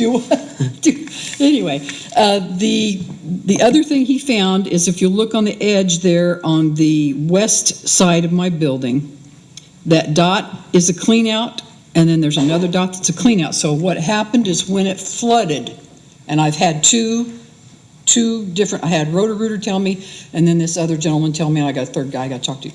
Anyway, what it did was it flooded, it raised the line up, that 40-foot line right there. So now it's saddled back in between each one of those clean outs. So you know what's in the line, don't you? So it's still working, but eventually it's not going to work. And anyway, I don't know if this is the proper procedures, if I can't afford an attorney, I don't want to make enemies, I don't, you know what I'm saying? I'm just here as a business owner, paid taxes, been here over 20 years, and when that flooded, it just did a number on my building. Got a question? Yeah, a bunch. You drew the storm sewers, the storm drains, Yes. the grates out there. Yes. I hate to get down into the mud here, but when it flooded, was that because of rain or was that because of backing up in the line? I was told that it was because it was clogged and would not drain underneath the railroad tracks. Was that storm water or was that sanitary sewer water? Because there are two different systems. I don't know. Okay. And I don't know, I know they worked on the back of my building back there. I don't know if they added that extra or what they did. I mean, I know they had it all dug up, back there and obviously got everything, opened up and such. But like I said, I didn't know, excuse me, I didn't know how much damage was done until I had them come in to try to figure out why my separator was clogged, and he ran cameras and he put dye in there and he showed me on the camera where where that line had sunk in between each one of those and he said, did it flood around here? And it's like, well, and he said, well, that's what's happened is he says, it washed out. It washed out under that line. So anyway, okay. Did the building flood from like rainwater? Well, I'm assuming it was all rainwater because it was all clogged up behind the building there. The drainage, whatever that big line is, running across the back there, and you can see down in that grate, it's storm drain. So it was clogged, and of course, it all filled up and came back by that big cypress tree right there, and just ran right through, just flooded. My whole building was flooded. The whole building was flooded. And I didn't know, I was trying to deal with just, the interior damage and stuff, anyway, but this part of it is, it's become a bad problem, and I have to fix it, but I'm asking the town to consider, unless you know somebody that can do it a little cheaper, or, a guy, and can help. Like I said, I don't know what the procedure is for this. I just know that the reason my building flooded was because that storm drain behind the building was not working and filled the whole lot up. It filled that whole corner up, was flowing over to Harrison Street, was, where the old house was, and it was, that was all flooded. Everything with that house was flooded. So, I don't know where the storm drains run in that area other than the back of the building and where I can see those two grates on Harrison and in the back. So, Should we have Dave contact her? Yeah, it's two different systems. I don't understand, because, the separator in the bathroom should be on the sanitary sewer. And that should be completely separate. We don't have combined sewer systems. It should be completely separate from the other. And you said when they pressurized it, it blew in there.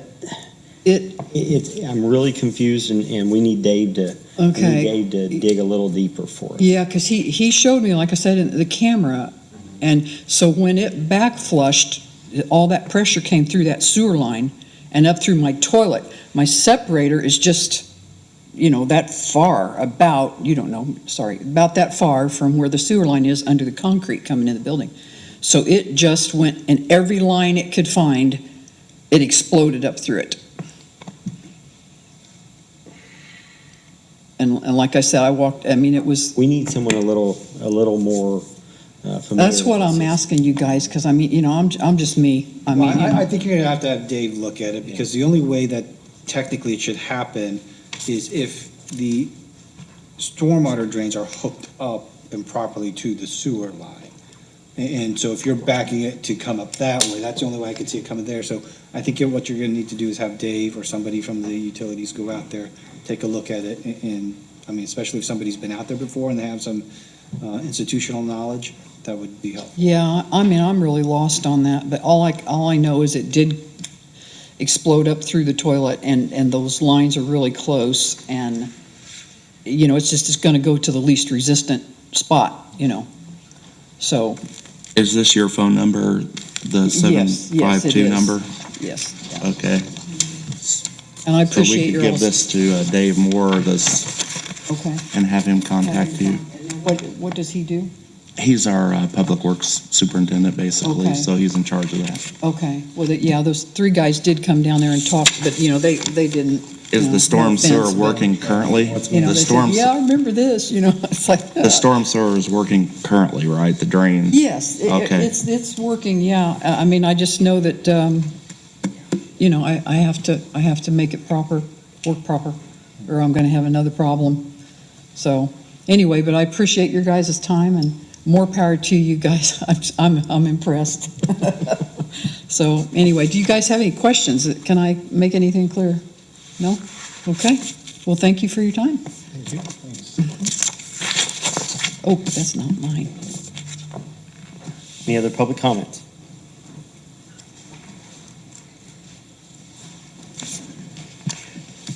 Motion for approval of payment of claims. Make a motion, we approve claims in the amount of $428,554.59. Motion been made. Do I have a second? Second. Motion made and seconded. All in favor? Aye. Thank you. Just to note that there is 13,803.06 to Baker Tilly that should be split with Brown Township, correct? Yes, but we agreed to pay. Yeah, I think the agreement is. Right, I know, And then but we bill Baker. I just want to make sure somebody's billing them. You saw it? Okay, good. Did we vote on that? Motion made, seconded, all in favor, aye, 5-0. Dustin and Greg, 5-0. Town council comments. Go ahead. There's something on the agenda here. Or are you waiting for that? Go ahead. He's got town manager. You want to go now or you want to go?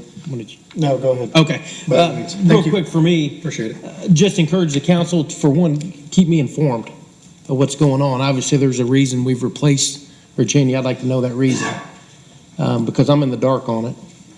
And if you do have a reason, share it with her. Shouldn't be any secrets. It's tough for me to sit down here and explain to the public and not know what's going on. I don't know. Is there a reason? That's what I was wanting to know. Sounds like there is. I'll just like to be informed. That's all I have. Dane? I think a lot of times the people in government just don't want to be questioned and they're silent too much. They don't answer questions and it's wrong. That said, Jewel, the Villages of Eastmore, have you had contact with? Yeah, so we reached out, we're working on that agreement for the lights. Okay, to Steve directly or, okay. Want to just inform the council, since the 200th anniversary is coming up on Thursday, correct, at the chamber lunch? Thursday, chamber lunch, I believe it starts at 11:15 or 11:30. The logo for the 200th anniversary is going to be revealed there by the executive committee of the 200th anniversary committee. So that'll be a nice thing. And there's been several meetings and they're getting a lot of support from people who want to help. So that's a good thing too. And that's all I have. Greg? At the chamber lunch. Next week, I informed the council last meeting that I was invited to go check out a site for a possible canine vendor. We all received emails about that vendor. The vendor watched and was pretty upset, to be real truthful. He said it was kind of false information. He kind of clued me in. So I feel even more confident in them after he let me know some of the reasons. But I will reserve my judgment until I go up there and, I mean, I kind of hope I put on the bite suit, but that's just me. I'm working on my master instructor, so. So that's all I have right now. Appreciate it.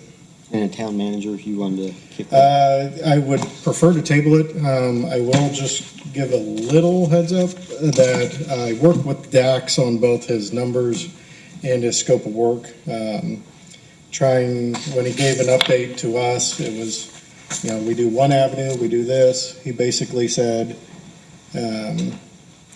he's kind of wanting to take on a larger project, guide us along, and so he kind of threw everything in there. We would be one of the first municipalities that he put that much for a lower price. He says he normally charges upwards of 90. I believe he's just shy of 40. So just 2 weeks to review. I'd like to put it on the agenda for our next meeting, and I'll get Dax here as well. So motion to table. Motion been made. Do I have a second? Motion made and seconded. All in favor? Aye. Do you have anything else? I do not. Our next meeting date will be Tuesday, March 1st. I need a motion to adjourn. Motion to adjourn. Motion been made. Do I have a second? Second. Motion made and seconded. All in favor? Aye.